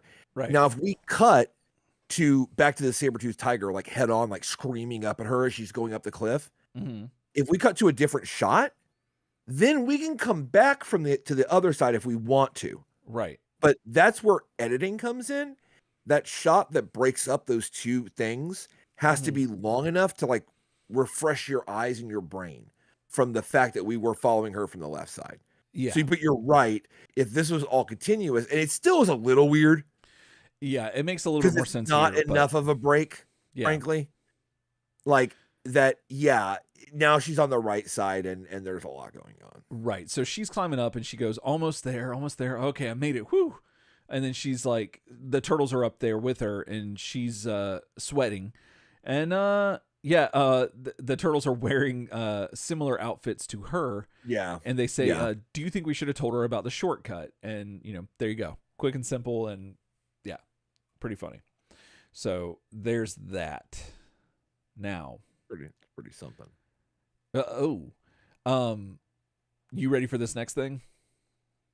Oh, I am. Dude. Okay. I did think, I was like, oh, I got Turtles Attack. I was like, God damn it. Then I was like, damn it. And he got Renee. I'm like, son of a bitch. This was like the old 87 animated series days where you got all the good episodes. Yep. And then I was reading Sweat, Sweet Renee, and I was like, oh, okay, no. Yeah. And then I was like, oh, I get this crazy ass story. Yeah, you get this one. Which is all right. I think the art's more dynamic, which is kind of cool. It is. Let me get the highlight for this, because it's not really there. Ring of Death by Jeff Bonavar and Justin Hampton. We've messed with both of those people before. I don't remember anything else they've done. I don't either. But the artwork is fantastic in this. The coloring and everything is great. Yeah, coloring is really sick. It feels that style of art that is in the best way, by the way. That is in like small form comics. Like comics that come with toys. Yes. Or comics that they're like little things. Like zines. This art, in zines, this art has that kind of, it almost looks like it was drawn very small. Yeah. And I actually really like it. It reminds me, and not, obviously it doesn't look like this, but almost like Bazooka Joe comics. Yeah. How they were literally made to be printed on an actual dumb wax wrapper. So they were literally small, and they were drawn small. This feels like it's drawn small, but I like it. Oh, I do too. In the art style, and the coloring is gross. So it's the prologue. It's Casey Jones. Love this opening panel here. It's like this is where the artist is like, bitch, I'm here. I'm here to do shit right now. He hops, from rooftop to rooftop like a reckless goose. I love the scared cat. Oh yeah, to yeah, the yeah. left of him. Yeah, How I see it. it has like no actual like body form. Yeah, it's all just fear. It's all like the back arch of a cat, but really extreme. Yeah, that's See, great. this panel does a lot. It does. And it also shows up. It says like, yeah, we'll do weird shit like that cat too. Yeah. By the way, and I do love it when like art styles come out in like the first page or first panel and be like, this is what we do. Right. Anyway, moving on. So it introduces Casey Jones, and he kind of finds a group of gang people robbing shit in his neighborhood, and he drops down to say hello. And he gets down there and he just starts like going off. At one point, he gets like stabbed in the arm, and he's like, "Marm, rat." Arm. And he's just pulling out all the. This is very like 87. It's a mixture because it's Casey Jones, but he also has like no, hold on. No, okay, I'm sorry. He says a lot of things that sound like he's using other sporting equipment, but he's only using his hockey stick. He says 4 at one point, and I thought, is that him pulling out a golf club? Because that'd be very 87. Yeah. But no, he's doing his thing. Well, she gets stabbed, and then there's this little guy that we're gonna get to know in a little bit, and he says, "Big Joe, put an end to this battle now." And we see Big Joe.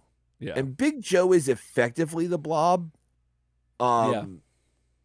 That I have yet to see if he's wearing clothes. Oh wait, no, you see he's wearing basically a sumo outfit in the beginning. Oh yeah. Or at the bottom of the panel.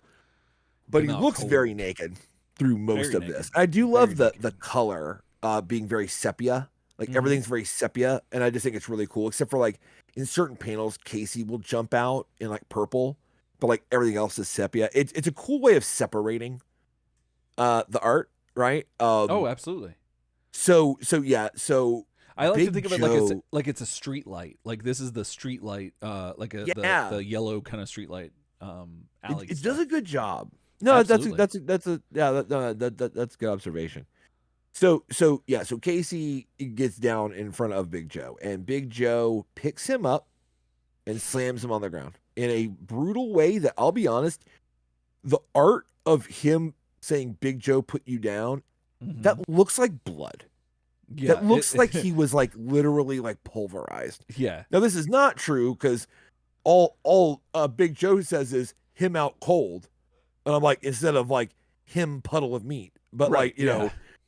When I first saw that panel of him throwing him down, I was like, did he just like liquefy Casey? That's what that looks like. That's what it looks like. But no, he's good. And then your boy, who looks like Chairman Mao for some reason in this panel, he's like, good, we'll make an example of him, Right. So that is the prelude, and this is Eastman and Laird's Teenage Mutant Ninja Turtles, which is like the Mirage masthead, which is like crazy to have in this thing. Meet the Ring of Death. And I love the graphic layout for this. Oh yeah, no, that's great. Spoiler alert, probably one of my favorite comics in this book, because I think it's cool, and the art's great. So surprise. And again, the return of this moon motif. Earlier in the first panel, Casey was jumping across the buildings with the moon. Now the moon's back there. Love how the Ring of Death, it's like black where the moon is. It's cool as shit. Just big fan. And this page also shows a lot of digital coloring as well, on the building and stuff like that. You can really see it. So they hop down. This is the place, and that's Donnie. So a lot of dialogue. Art shifts style a lot. Like this turtle up here in the middle. This looks almost like IDW. Ish, like on the left, the two turtles on the left. Yeah. And then things get very like small again, which is kind of strange. But basically they're like, okay, they're trying to find Casey. So they find his hockey stick. They find a trail of blood. They go through, and they kind of find the trail ends at this building, which is the building we kind of saw, like kind of that he jumped down from and was fighting on and stuff. So they're like, okay, let's go up. And I love this panel on the bottom right of page 24, where it says, the young ninjas peer into a dimly lit room to spy a chilling sight. I cannot tell you. Now, look, the art's not anything to write home about. Like, it's like literally 4 little turtle heads, like they're on the cover of a Beatles album or something. Like that's like all there is. Like there's not a lot going on except how the lettering is in situ. Mm-hmm. And I love the shadowy kind of, it just looks like they're looking to a dark room. It does. Something about that really jumped away, especially because of all the white word bubbles we have. Mm-hmm. Something about the narrative, which is, again, the only narrative in the book, which is interesting. The narrative is in this different thin typeset with like this creepy like lighting behind it. I don't know. I just loved it as a change of pace. I love it. I think it looks great. It really stood out to me. Absolutely. And again, we talked so much about how Eastman and Laird like were so brilliant and ahead of their time with panel layout, and like that was a big thing. I was like, oh my god, the panel layouts in this book are like very advanced. It feels like this Bonvier is very good with changes of temperature and changes of color. Yeah, and like he's not breaking any rules with panels. He's actually a big like 3x3, 4x4, 4x2 guy. Like you look at a lot of it. I mean, it's pretty blocked. Yeah. But he's really great at changing color temperature, because on this page alone, look at the color temperatures that you have. Like the scenes are just so different. Anyway, they are. Stop. No, you're absolutely right. And then I'll flip the page and blow it out again, because you flip the page and just the page screams at you. You're like, shit. Oh yeah. So they look in to see that this cat is this guy who looks like Chairman Mao now looks like he's got like a 50s cartoon. Mm-hmm. Like, I don't know what it is. He looks like very disturbing. He looks like, disturbing. He kind of looks like he got some of the Joker serum from Love That Joker from 89 Batman. Yes. Got some of that. Got some like Mr. Mxyzptlk. Sure. But like also like he's not real. Mm-hmm. Like almost like he's a toy. Right, like he's a ventriloquist doll. Yeah, it's fucking weird. Mm-hmm. Anyway. So he's like basically like, yeah, it's a pity you won't be around with us for long. You're about to die, Masked Man. Sushi overdose, you see. Lots of sushi. And he has like a syringe, and I'm like, with sushi in it? Like, anyway, I mean, like, if you put sushi in my blood, in your bloodstream, you probably die. Yeah. That's probably a sushi overdose. But he's going in with it. And I love this panel. Turtles break through. Kind of make a joke about kind of like, bro, I told you we can't all fit through this window. Yeah. And that's like, pretty and good. he's like, yeah, well, now he has a better view of the river. Ha ha ha. It's like, oh, that's funny. And the rest of once again, the art is great, but like the rest of the comic does just kind of like go like it does. So basically, like, Casey wants to be untied. They're like, listen up, Tiny. Because that's the guy is very short, the creepy dude. They're like, look, we're taking our friend Casey. You can't do jack all about it. And I love it because this little guy is like, see this ring? Mm-hmm. It's the symbol of our power. We are the ring of death. Now relax. It is an honor to die by our hands. And I really think he does sound like Anime Kid. Oh, okay. Yeah. Like, where's the girl? Mm-hmm. Like I see him sounding like that anyway. Things might get a little dangerous. That's what he sounds like. My daughter, Kara, is so fucking good at that voice. Oh, really? At like nerdy Anime Kid who's like trying to use the lines. She's creepily good at it. She'll come at me like randomly, like walk in the kitchen for a snack. I don't see her because I'm doing something. Yeah. And she'll be like, where's the girl? And like, it's just like funny as hell. She's like, we can do this one of two ways. The easy way or my way. And I'm like, holy shit. That's so good. Yeah. So that's what he does look like he that. sounds like. He does. And he's got the skull ring on his finger, and he's like, I wear the ring of death, And they're like, well, looks like we're gonna fight you then. And they start fighting him. And he's like, I'm telling my big brother on you.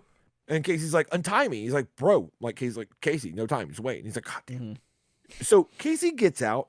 I don't understand how he does, because all of a sudden he's fighting now. It's weird. But he gets out, and they turn out the lights. Another chance to change color temperature, go to a full black with blue lining. It's like so good. It's like good. And then here he comes. Here comes Big Joe, and he is huge. He's massive. And he starts to fight the turtles, and the turtles kind of give him like, I don't know. Which turtle is this? This is Donnie? It is Donnie, it looks like. But I want to say something. Because in the last panel, he's talking about where's his brother and stuff like that, or whatever, and he goes, right here, Susie. And who's he calling Susie? You see that on page 27? Where brother, hey, where's that little creep? Yeah, he says down there. Oh, and he says right here, Susie. Susie. I think that's just like a creepy weird. Okay, it might be a reference that we just don't know. That was very weird. Yeah. So no, yeah. I mean honestly, that fits in. Like that guy can only get creepier by calling you weird women's names. Yeah, like, I think that just makes it creepier. You're like, all right, I'm in. That's true. And he's got your boy, because Big Joe, his big brother, who is really like 8 times bigger than him, shows up. Mm-hmm. He's like, Joe, put it into this battle now. And, they start fighting. And I believe it's Donnie. He puts on this big long thing, which I won't read. But he's basically like, he's whipping Big Joe's ass and talking about what it takes to come in and whip a guy's ass like Big Joe, basically. Yeah. Where he's like, yeah, it takes a little bit of this, a little bit of that, add some skill, being on the right side, endurance to get over the rough spots, and he's like taking him apart as he's doing this, which is pretty cool. Mm-hmm. And then he stands victorious, on this, which is the most Mirage looking turtle you've ever seen in your life, standing over Big Joe. Oh yeah. It just looks so Mirage. And he's like, when everything and everyone around you fails, the courage to carry on alone. Dig me, pygmy, which is hilarious. Yeah. And then, of course, Big Joe's like, I hate when this happens. Like, you've had your ass beat by a turtle before? Oh, yeah, apparently so. So now your boy, Tiny Mao, creepy Tiny Mao, is like really upset. He's like, the ability to bore people to death doesn't hurt either. He's just talking shit now, which is great. Yeah. And Donnie's like, oh, yeah, sorry, I'm so trite. Anyway, we're taking Casey out of here. And we're leaving. Mm-hmm. And if you hurt us, we're going to do more hurt. And he's like, well, just leave. My feelings are really hurt. And they go, okay. And you see all these goons. He has like more goons around. They haven't really fought all the goons. They look like ninjas too, which is strange. They do. They look foot ninja-ish. Like kind of the hand, kind of like whatever you want. Like, they're just chilling, ready to go. Bunch of studs back there. Bunch of studs. And they're like, no funny business. And then they're like, okay, let's get out of here. So they leave, and basically they're kind of making fun of Casey because they're like, dude, there's gonna be jumping to like a vigilante battle, like pick better odds. There was like 1 million of those dudes, plus like Big Joe, and plus creepy little guy. That's just not a good combo. He's like, what do you mean, bro? I had him beat. They're like, sure. And I love it when the 3 of the turtles say, call the cops, Casey. Oh yeah. Like just do it. And he's like, good idea. You have a dime? And Don's like, do I look like I carry spare change? Right. And then they basically just make fun of him. They're like, all right, see ya. Gotta go. It's daybreak. Bye, ya. Right. And they leave. And he's like, come on. And like, that's basically it. And that's it. That's the end. I thought it was really cool. Very colorful. Mm-hmm. The art really took me on a journey on this story.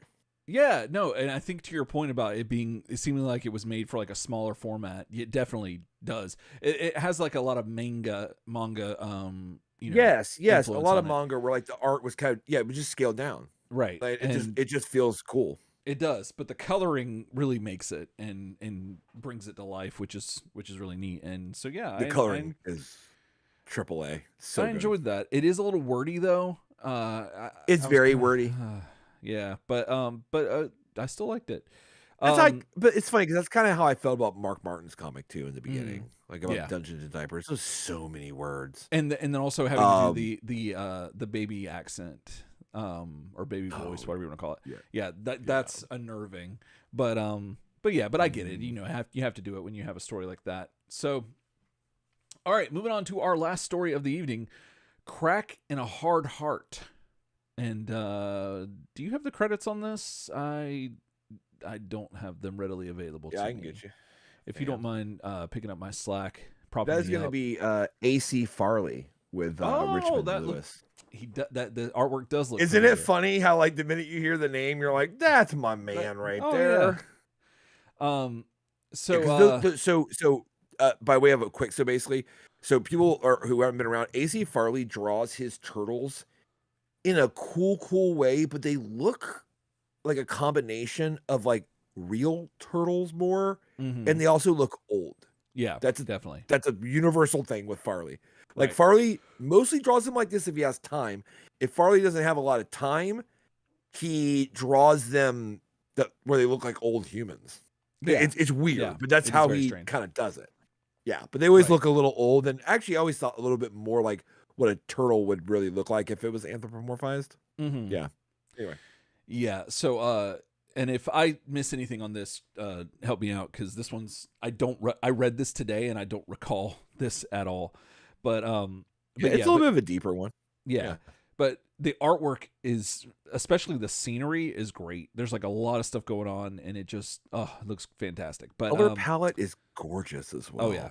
Like you just open up this page and you just feel like it's all whatever. You're there. I'm on my thing right now. No, you're there. You're good. It's the shit. It's all green, except for the red bandanas.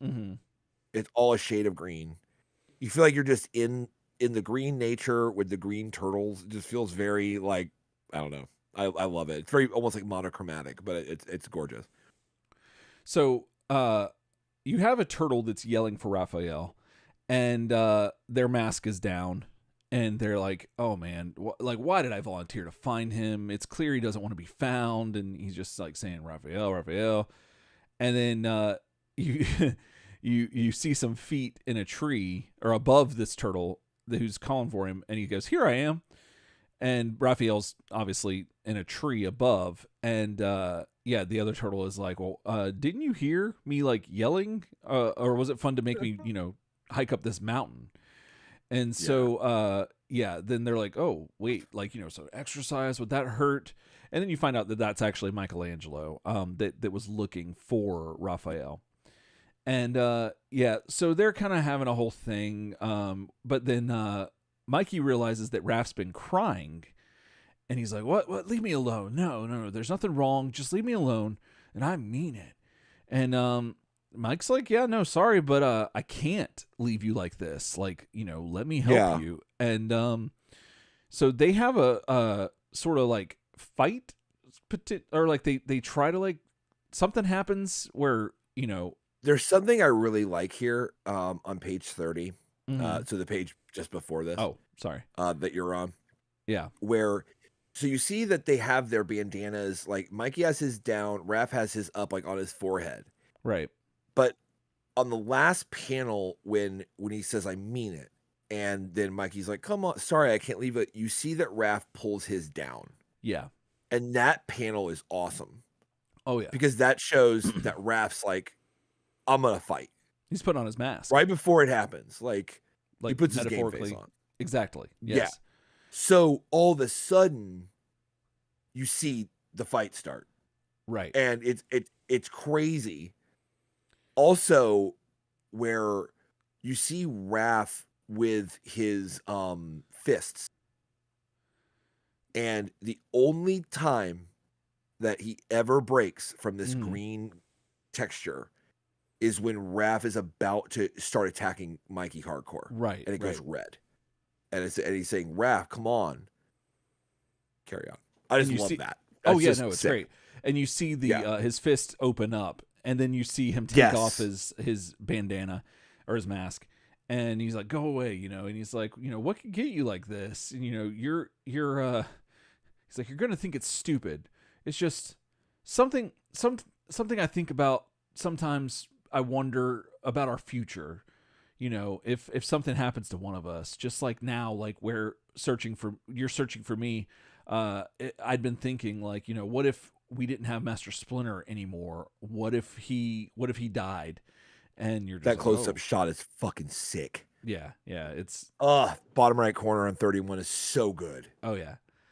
And so then he's like, "I was wondering what it would feel like." Then all of a sudden, the whole idea became very real. Then you kind of realize that Raphael's been having panic attacks and stuff like that, which is a real thing. So so he says, "I guess I imagined too well, and I've been I began to feel awful as I would if It's awful. yeah, as I would if this terrible dream was real. And he's, getting all emotional and he thinks there's something wrong with him, but Mikey's like, nah, like there's nothing wrong. You're just very right. Like that's exactly what this would feel like. And that's what any one of us would do and feel like, and that is terrifying. And so the problem is that we would all feel the same. It's just harder for you to balance your emotions with that hard heart of yours. So don't be sad. We'll get by. And he's like, so come, let's go to our supper. And and I love this. Let's go to our supper and add yet another precious memory of all of us together. And I'm like, damn, that's fucking good. Woo. And so then Raph puts his mask on, and that guy can be such a doofus. He puts his mask on. That's so fucking good. Because he's going basically back to face another fight. Right.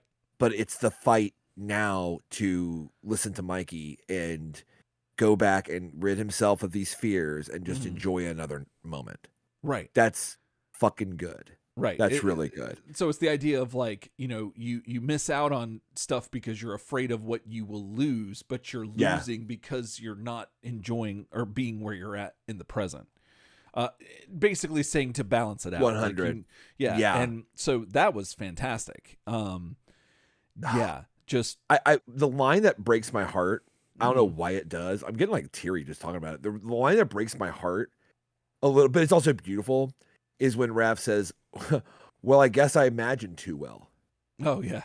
And that line is crazy because it shows that Raph, and the hard heart, like I don't know why I just don't like hard heart. It's like the alliteration doesn't work for me.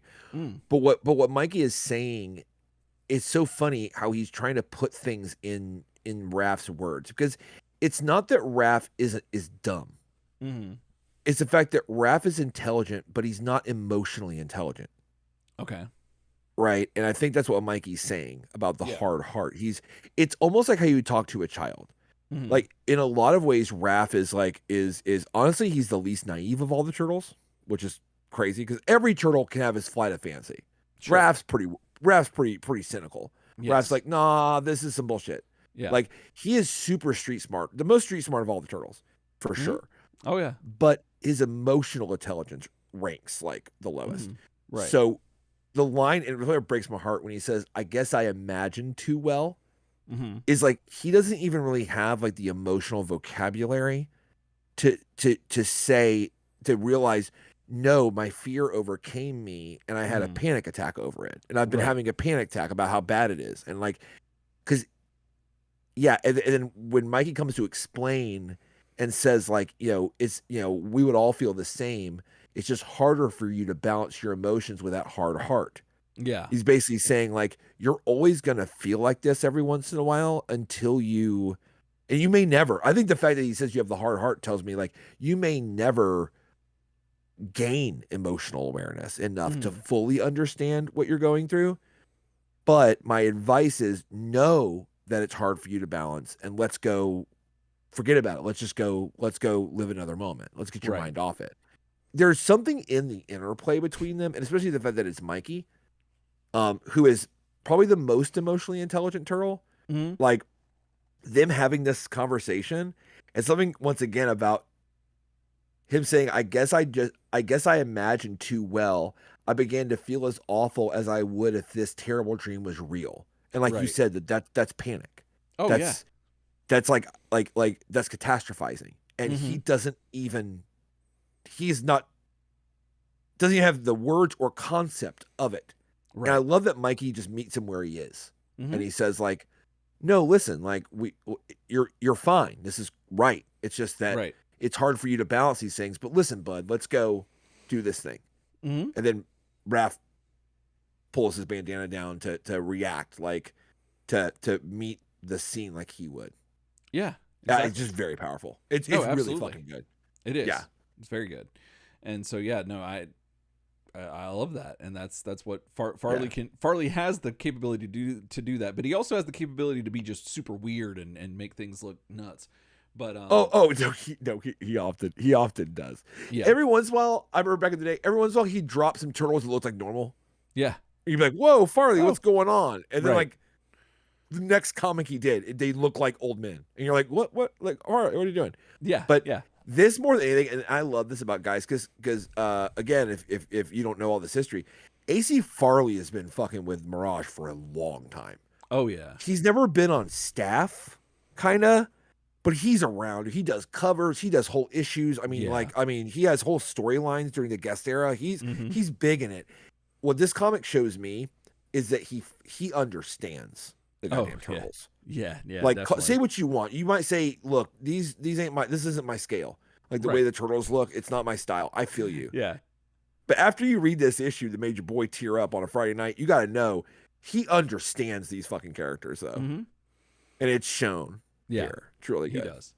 Yeah. Really good. So, all right. So as we've been doing with these so far, we've been ranking them from Oh you know, yeah, what our favorites have been. ranking. And so we've got just to recap real quick, we have Viceroy in Action, Not Words, which was the first story, and it was very colorful and cartoony and a little exaggerated. We have Bearing the Burden, which is the one where Splinter had the syringe and was shooting them in the butt.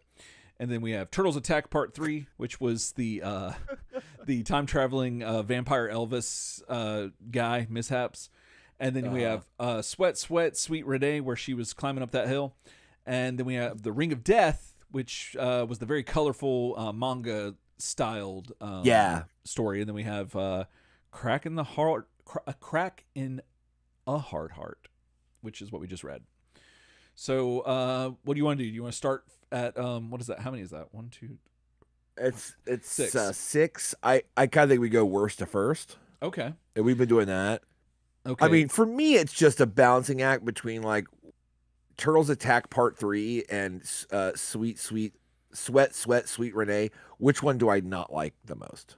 Like, which one's my bottom one? Turtles Attack. I'm sick of it. I'm kind of like, I needed else. Yeah. So that's number 6 for me. I'm gonna go with you there. You're right, because it's worn out its welcome. Yeah. Sweet Renee. It's pretty short. It's very short. 3 pages total. Like you're not missing much. I don't know. Yeah. There's nothing really there. There's no meat on the bone.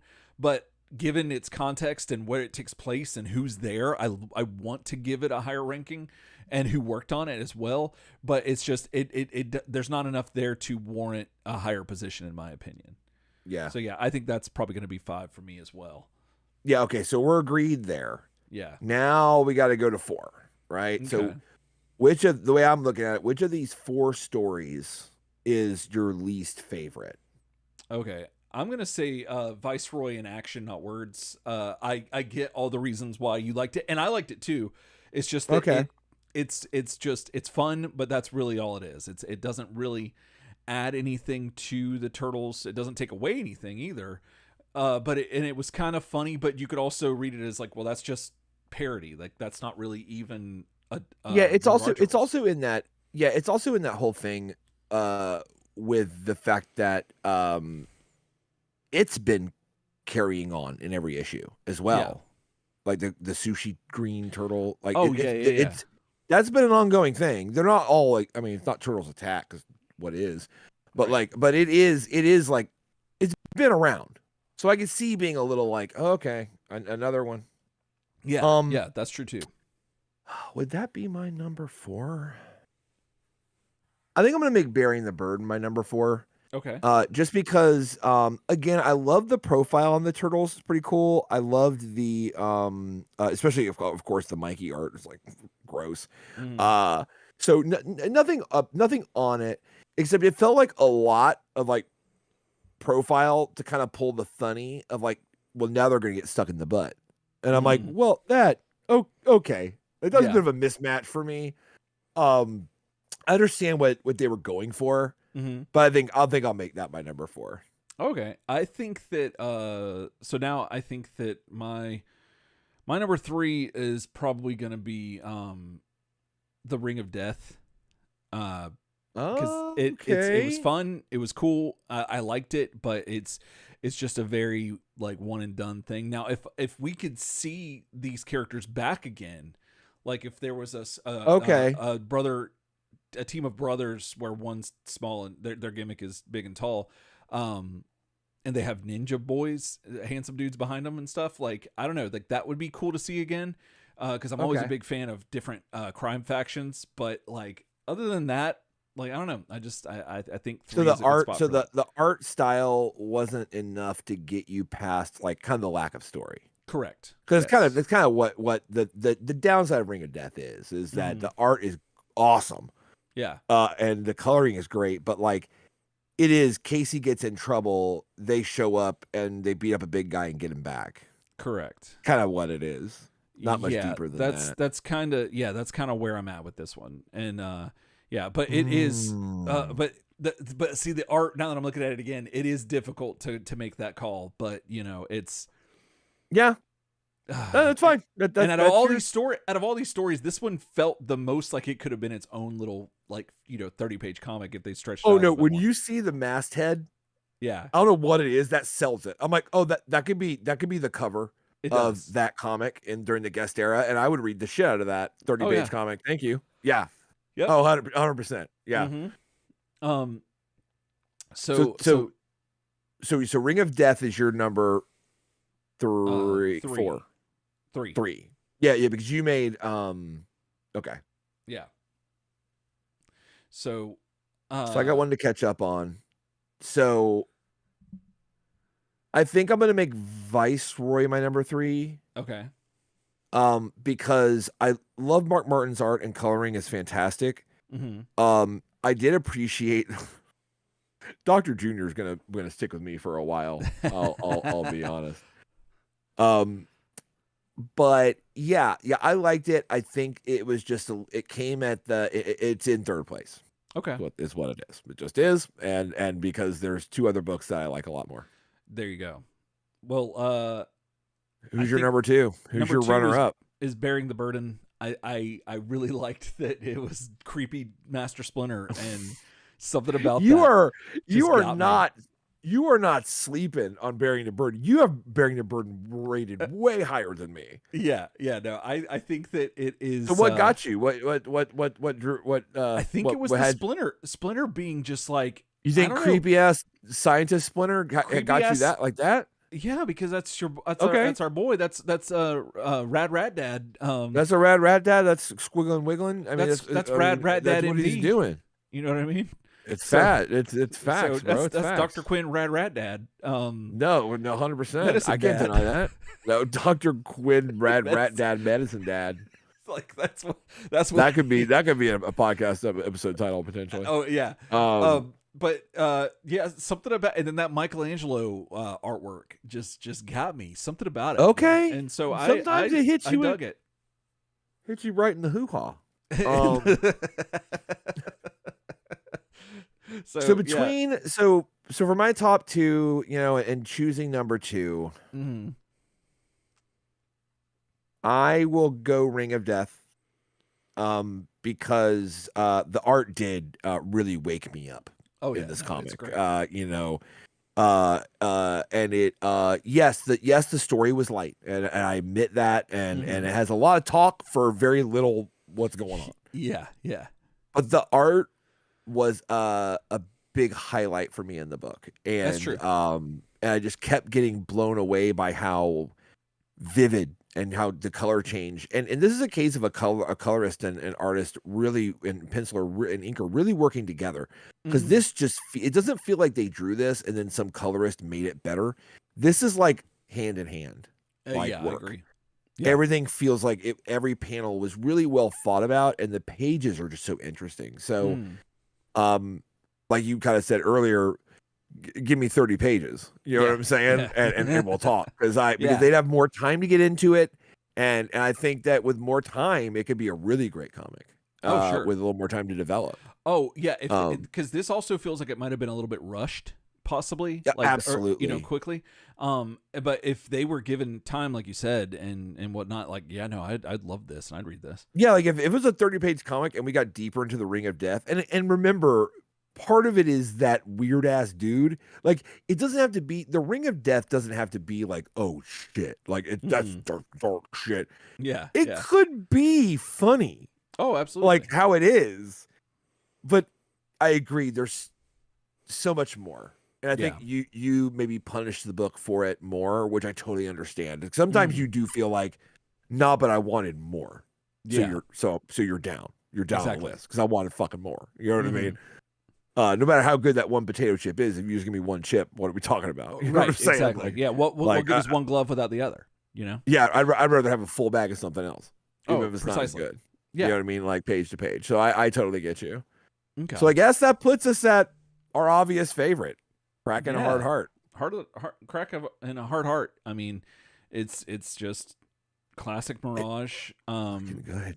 And it's just really good. And AC Farley. And you don't expect to be. I didn't expect to be emotionally hit by something that was in turtle soup. Yeah, that's true. Didn't expect it. Wasn't looking for it. Saw the art and I went, oh man, Farley. I'm like, word, like, man, he's going really green with this. This is cool. Yeah. And then I just kept reading it more. And then the longer I got into it, that crushing line at the end, I was like, oh, this is like great. Yeah, I agree. And so, it says a lot, Eric, that you would rate an AC Farley book or story as the number one. Because I know in the past you've struggled with Farley's Turtles sometimes. Yeah. Oh, yeah, definitely. I'm throwing you under the bus. No. But I think that this artwork, it worked. It just, I don't think that he was too, he wasn't too, I mean, it still looks great, but I also think that this might have been a little bit rushed for him too. Okay. Because it maybe didn't give him the freedom to go as into them as what he normally does. Or it could be the coloring was different on them, because I think we're used to seeing his stuff in just black and white, if I'm not mistaken. Yeah, a lot of black and white and do a shade. I think the coloring might have helped that, to your point, as to why I feel differently. But also, it just dealing with panic attacks a lot more recently in my life. That kind of thing hits a little bit closer to home. So the anxiety is cool. Oh yeah. And that panel right there you're showing on screen right now, that bottom right camp panel of Raph, is so fucking good. Oh yeah. And so it's just really good. And yeah. I think if you've ever experienced anxiety, especially when or depression or any of those just awful things, everyone goes through a time when they have the hard heart. Yeah. Right when you start to get it. No matter how, like, you and I are pretty emotionally intelligent people. It's half of what we talk about as emotions and shit. When it hits you in the face, you don't understand it. You think you're dying. You don't get it. Like it's a journey to even like wrap your head and mind around what the fuck's happening to you.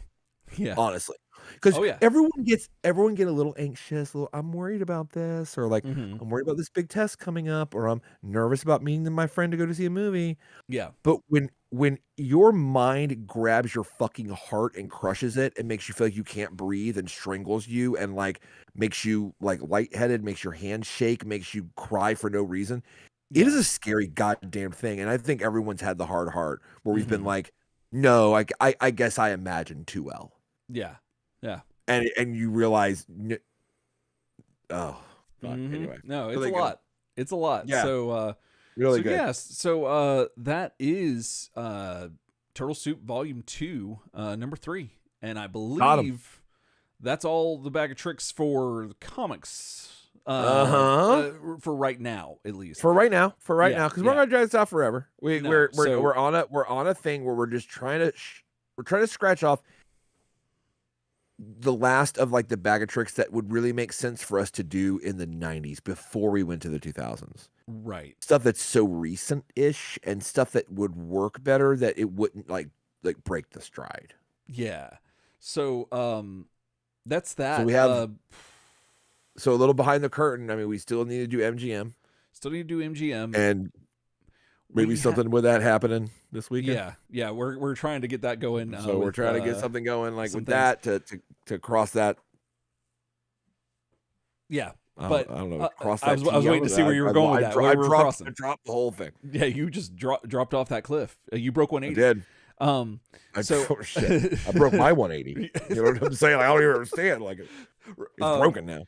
But some other thing. I mean, we've got some other things that are in the bag. I know we've got some of the magazines that maybe we might do, but I'm not entirely sure how pertinent they are. But they should be pretty quick to breeze through. And then we still have the Hero Turtles that we probably will get to, but we're probably going to put that off for a while so we can come back to that. Even though it takes place. That sounds in the like 90s. a flavor. That sounds like a palate cleanser between seasons of 2003 animated series. It feels like a little. Let's go back before the flash forward or whatever. That's actually. Yeah. Let's go back for a minute and cover these comics and kind of get reset. Or something like that. Yeah, that's a great idea.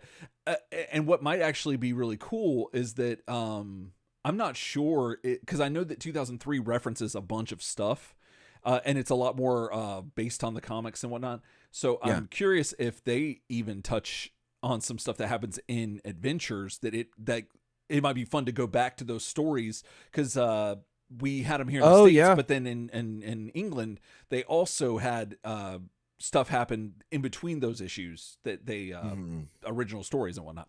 So that'll be something fun thing, which is gonna be interesting to see. But like hopefully we can get MGM pulled together, maybe a few magazines, and then kind of get ready for the thing. And we've got volume 4 coming up. We got Tales. There's a Tales of the TMNT. I think it's volume 2. It could be a volume 3. I can't remember at this point. 2000s is a game changer. It's a goddamn. It is what we've been working toward for this whole 12 time. years. Yeah. That's the thing. But it's just crazy to believe that we've covered all, like, we're almost done with like all the 90s, and a very vital part of the journey there was. I mean, like, it's crazy. Yeah. It turns out it took us 10 years to cover 10 years. You know what I mean? Look, you know what I mean? Here we are. Guess what happened? You know what I mean? Like, well, I mean, technically, we did 20 years, or more or less, like probably 15. We did. It was. I was trying to be pithy, but it was more like 85 to something like that to 99. Yeah, because we still haven't done the role playing game, which, if we're kind of afraid that Dr. Junior might come up now if we do that. Dr. Junior, dude. But let me tell you something right now. Yeah. If we were to ever get on a tabletop and play anything, I would find myself a baby Hodo, and I would paint that shit, and that guy'd be in the game. If we do, baby Hodo would be in the game, and I would be casting like dead ass baby pamper spells. It'd be fucking sick. So what I'm gonna say this right now. I think that if we do the or win, because eventually we will, do the RPG, your character should be that. If it's not that same character, it should be based on Baby Hoodoo or whatever his name is. Or should be baby Hodo, or should it be Dr. Junior? I have more fun playing Dr. Junior. Dr. Junior. That's just too good. And yeah. So that'll be a lot of fun. So we have that to look forward to down the line. But let us know your thoughts. We want to hear from you. Yeah, man. Email us turtlesoupshow@gmail.com. Let us know. Tell us all your thoughts on God, the Turtles, just anything you want to send us an email. And we need Turtles come out and fight that. If you said one and we forgot it or we didn't say it yet or do it, please send it to us again. I'm going to be working on that list coming up here, so we'll have that to go through as well. And then, if there's anything that we've missed that you're like, hey guys, actually there's this thing that you didn't do, and we'd like to see it, definitely let us know. Again, turtlesoupshow@gmail.com. Also, wherever podcasts are, Mitch, I see you in the chat talking about wanting us to be on Spotify. I looked into it today. I can't remember if it was you that said it somewhere, but somebody had said something about it recently on somewhere that I saw, and I was like, oh, I need to look into that, and I did. I'm a little worried about how fast and loose we were with some of the music that we did on the early days. Oh, damn! And dog. so that's another y'all reason. might be getting those. Y'all might be getting those edited versions. You're probably going to be getting them edited versions. But yeah, so that's another reason why I am doing the painstaking work of going through. How far are you into the series? So I'm on episode 99, and yeah, it's great progress. yeah, it's taken a long time because it's one of those things where I'm like, okay, I'm tired of hearing myself talk. Like Yeah, I can't sure. do this. And then Yeah. there's times where I'm like, I'm at work and I'm cracking up because you and I and Preston and Greg just get like, it's ridiculous. And then I'm just I'll like, occasionally go back and like listen to like a pre 100 episode just yeah, randomly, and it is wild. yeah, yeah. We And are wild. right. And sometimes I'm like, man, I am really mean. But then the thing I have to remember is that like we did those in person back in the day. So Oh yeah. I'm probably being very mean audibly, but like I'm For looking sure. at you or Preston and we're laughing or we're like smiling at each other. 100%. So Well, it's like there's yeah. But the vibe about that I think we used to say and where is like we would be hanging out for hours before we recorded. We would Yeah. record and then continue to hang out for hours, or I'd spend the night like King Triton or whatever. Like so the like what you got was like 3 hours in the middle of us hanging out. So shit we said to each other before we were making comebacks on the podcast about, and like it was all no holds barred. Oh It was yeah. Katie barred the door for Yeah, sure. exactly. So. It was a lot of fun. But yeah, they're really neat. And so but yeah, I was thinking about that cuz YouTube actually too was suggesting that they're like, "Hey, we've noticed that a bunch of your content is technically a podcast or whatever." And I'm like, "Oh, could it be cuz I put podcast in the title? Who knows?" But I was just curious if that could cause a potential snag and something with like I don't know, we don't want to get any strikes or anything like that. No. So it might be a minute, but I might look into it some more and see if that's something viable that we can actually accomplish. But I mean, Whatever. I think it's been long enough. We got struck twice. Yeah, over a stupid ass bag of like freaking onion O's from like some spoiler for the newest TMNT movie over it. And man, I'd say I got pissed. Oh yeah. It was irritating, but you know we've been good since then, and yeah, so we've been I think good. we The should strikes be all right. have probably fallen off. Yeah. Oh yeah. They But definitely have. It's wild. It is wild to me that like really fast. They're talking about like 3 strikes you're off YouTube, and we're like, well, that be awful. And they're like, you know the dumb little turtle foreskin freaking snacks that you were talking about. We're like, yeah, sure. turtle foreskin. We're like 2 strikes. Yeah. And we're like, for why? They're like, art. And I'm like, that doesn't make. And it's like, don't fuck up again. And I'm like, that feels like bullshit. It was a little, it was a little aggressive. It feels like I swung at the ball and missed, and you were like, 0 balls, 2 strikes, go. And I'm like, no, that doesn't. No, I'm not 0-2. What are you talking about? No. What are you talking about? Yeah. But yeah, and then follow us on socials because we are on a lot of those, and then yeah, there was one other thing. Patreon. If you want to throw some pennies our way, we really appreciate that. We're gonna try to get back on the ball with the bonus episodes, but there's about 103 boners I think that are on there now. Yeah. And you can check those out, and those are a lot of fun. So if you like the garbage where we're talking about all kinds of stuff, then that's right up your alley. You can get that for I think just $1. Like if you get a link, but and I'll try to. I'm hoping to get some time and try to re-update a bunch of stuff, but I don't want. I want to speak it into existence, but we'll don't cross your fingers. But so behind the curtain, Eric and I are having a sit down. Potentially, I mean, I'm pretty like 99% sure it's happening. Yeah, tomorrow. Saturday. Tonight's Saturday. Thursday. You know what I mean. And talking about a lot of things, and hopefully some of that conversation can go toward like try to make room. Because like I tell you, it's just never ending. No, it's always something. Series of shit, much like this podcast. So thank you so much for listening to us, and we love you. And Elsetime.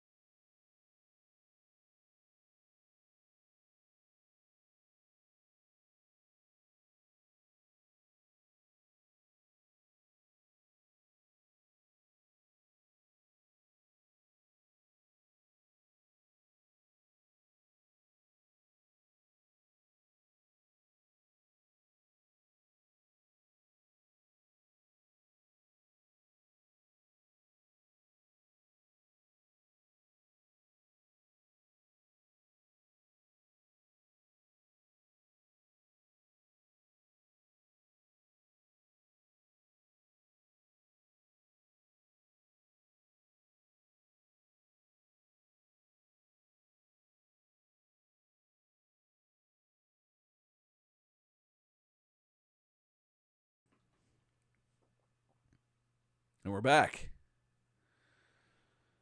All right. So, yeah, we got to name this. I figure we could throw out this. We don't have to name it this, but probably something like Dr. Medicine Baby and the Crying Turtle Boys. Just had to throw it out there. I'm not saying we need to name it that, but no, it has to be said. It has to be said. Has to be said. Yeah. I think Dr. Junior has to be in it. I like Dr. Medicine Baby. Like Dr. Junior Medicine Baby. Dr. Junior Medicine Baby. Yeah. That would be pretty good. Yeah. That'd be pretty good. Even though I don't think he did any well, he was just Dr. Junior, but not yeah. But the medicine thing. He didn't do anything like medicine wise, really. Yeah. But he did he did like have that baby bottle that sucked up all the baby formula. So I mean, that's kind of nutritional. That's so it's kind of medicine in a way. I see what you're saying. Yeah. You know what I mean? I guess the only other one would be what, like Splinter's old dirty insulin or whatever. Because your boy was stuck right. Like he was doing something. Is there anything alliterative we can do with Splinter? Well, I was thinking there's something about the diapers, like Dungeons and Diapers. Oh yeah, because it's alliterative. So there's a lot there. You might be able to do something. Dungeons, diapers, like Dungeons, diapers, and diabolical daddies. Diabetes, daddies, diabolical daddies. Let's see. Oh man. Mitch said in the line of diaper duty. I feel like something like I feel like that from that the diaper duty. Yeah. It's like dungeons and diaper dad duty or something. It's duty's another D word that if you want to go alliterative. That's true. Although in the line of diaper duty is pretty. But what about so Sinister Splinter syringe Sinister Splinter syringe I need another S word. Sushi syringe. That's sushi. Sushi maybe. Syringe. Sensei's like Sensei's sushi Sinister syringe. Sinister Sensei splinters. What's a thing like fascination? But what's a synonym for something like fascination or like your addiction or like obsession? Obsession, yeah. Like what's a synonym that starts with S? But with an S. Shit. Yeah. Like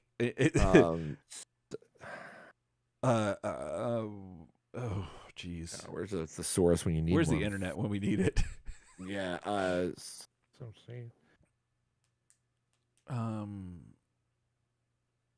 Sensation.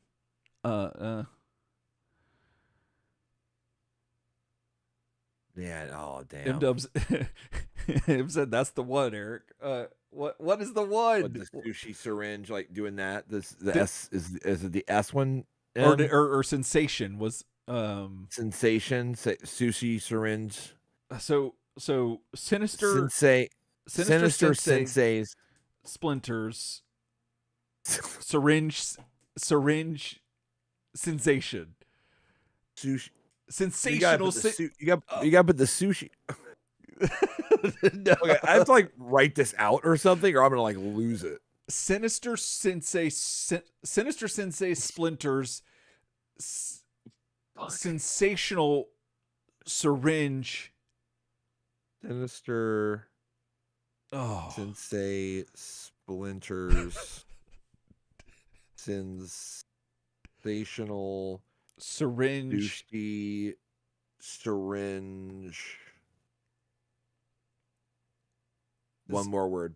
Yeah, I need the Sinister Sensei splinters sensational sushi syringe. Like a word like extravaganza or something that has an S. Well, then if that's situation. Situation's good, but let me get one more word in there. I'm on thesaurus.com. Oh god damn it. I gotta find out like the synonym for obsession or addiction that starts with S. Yeah. That's tough. Special comes Ooh. from so there's special could be in there somewhere from Paul. That's true. I'm not.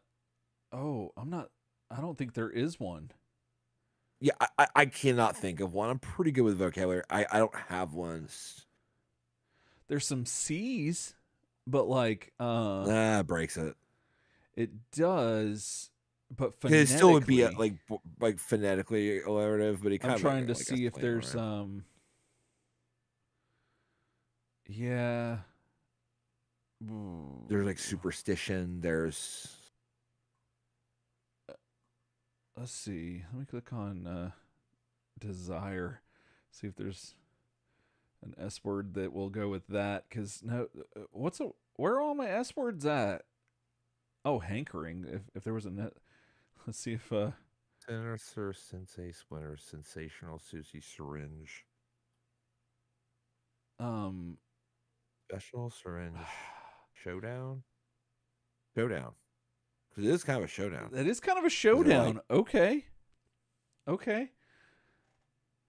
So you're still looking for that.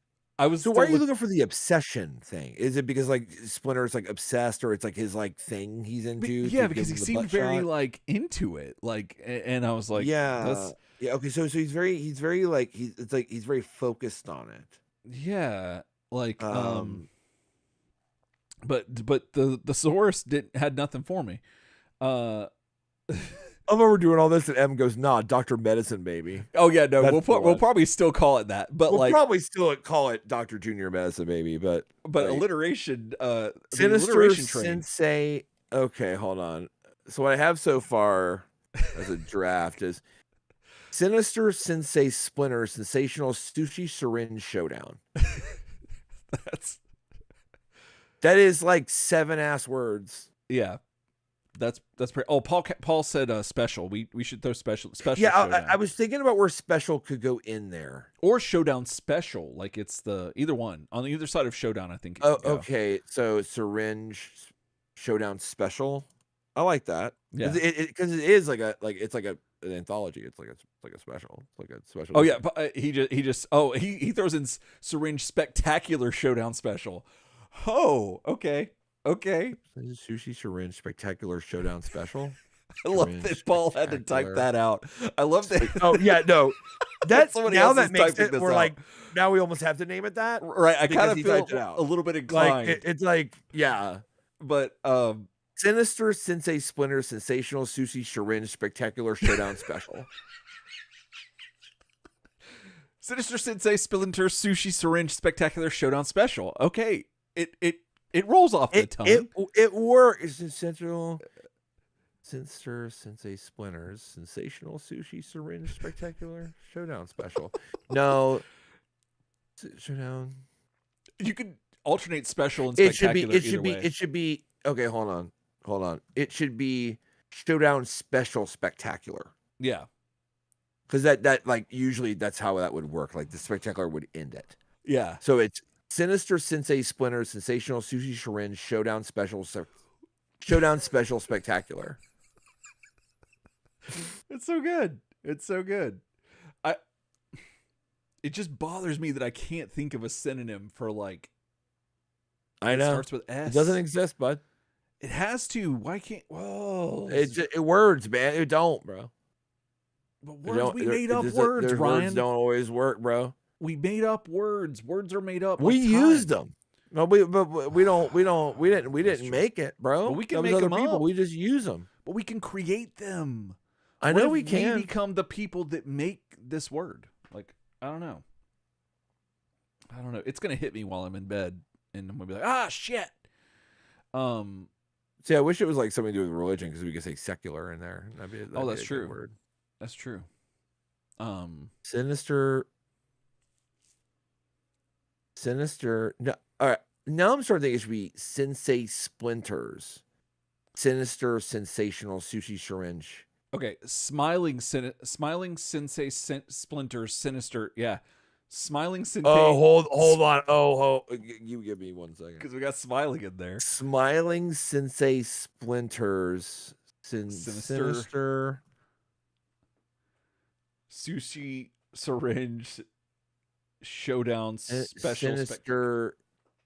We might have to cut sensational because it sounds like, I don't know why. It sounds like at that point it's sounding like you're just throwing in words. That's true. I must have sinister smiling sensei splinters, sinister sensational sushi syringe showdown special spectacular. Yeah. I feel like the sensational needs to go. It's over the top. Yeah. Yeah.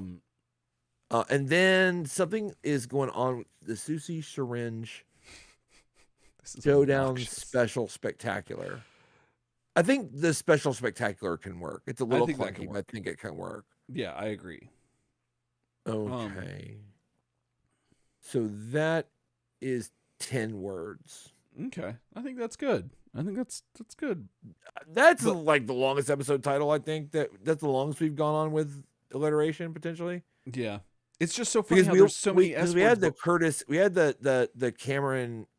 Kirk and Cameron's classic chemo cavalcade. Yeah, we had that, but that was never like an episode title. We just we just said that a lot, and we just kept adding words to it. That was just a us thing. Yeah, but it's not a black thing or a white thing. It's a night thing. So, well, I think that the Arsenio Hall boys. Oh, that's true. I think we got it. You want me to run it because I have it all written down. Oh, are we using that as the title? Because I was gonna go with Dr. Medicine Baby. Still, I thought that was gonna be funny. Because I'm pretty like we're putting all this work. I've typed it out and shit. Yeah, and you're like Paul's over here typing it out too, and it's like no. Yeah, we're doing all this, and he's like, "What about Dr. Junior Medicine Baby?" I mean, in fairness, M typed out Dr. Medicine Baby, so like he did. He did. Well, if you think about it, you know what? Yeah, what? Well, what? We'll do this. We'll run them both. Oh, okay. Now, we will use Dr. Junior Medicine Baby. Right. But this is almost like one of those, like, you choose your own adventure. Yeah. If you want to clip this and put it on the front of your episode of Turtle Soup, then you can. And this will be the episode title for you. Right. Of course. Right? Like, this is, it's almost like an alternate cover to an album or like a book. Yeah. Like, this is the alternate cover, and we're going to give it to you all professionally done. Yep. And you can just clip it and put it where you want to. Exactly. So now we have 2 episode titles to do. Okay. For episode 330. All right. So do you want to run the alliteration? So yeah, I think I'm going to take a stab at it. Okay. So do you want to go ahead and do the other one first? So I'll So you the real one. Yeah, you say 330. Yeah, and then I'll do. And you'll do Dr. Junior Medicine Baby. Okay. Yeah. Okay. This is Turtle Soup, episode 330. Dr. Junior Medicine Baby. I think you nailed the shit out of that. Good. Normally I'm like, all right, well that's one to get through. Let's do another one. Sure. Yeah. I don't know, man. I could maybe give it a little bit extra. Okay. Yeah. Okay. This is so just you like that. So I'm going to go with that. Yeah. Okay. This is Turtle Soup, episode 330. Dr. Junior Medicine Baby. I like that because it has like a last time on. Exactly. Dr. Junior. Yeah, it has that like previously on. Yeah. All right. Now this is the bonus one for y'all. Okay.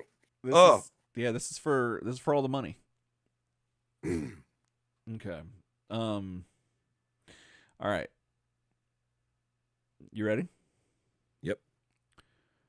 Turtle Soup, episode 330. Sinister Smiling Sensei Splinters, Sinister Sushi Syringe Showdown Special Spectacular. That was really good. That was pretty good. Sushi. If you say any other words with sushi, it sounds like you're not saying. It sounds like you're saying sushi. Sushi. Yeah. I tried. Did I say sushi? Right? I can't tell. I couldn't tell you. I don't know because I will hear it as the wrong way. Yes. You'll say sushi, and you won't know. It doesn't matter. Give me one more take, and I'm really going to focus on sushi to make sure I say it right. And I think the other words will fall into place. Here, say it again. Say it one more time. Sushi. Okay. I'm just trying to make sure I've got it. All right. Turtle Soup, episode 330. Sinister Smiling Sensei Splinter Sinister Sushi Syringe Showdown Special Spectacular. Ah, you did it. That was fantastic. I got the sushi. I feel like I got the sushi right. That was the best that was sushi I've ever had. That was like really well done. It was. I'm impressed. I mean, Eric Medicine Baby presents Ryan Alliteration. That's basically what it is. Eric, pretty much what this is. Eric Crosby Medicine Baby would have also been a really good episode title. Oh yeah. They just couldn't fit it all in the birth certificate. But yeah. There's a lot of stuff they couldn't fit on your birth certificate.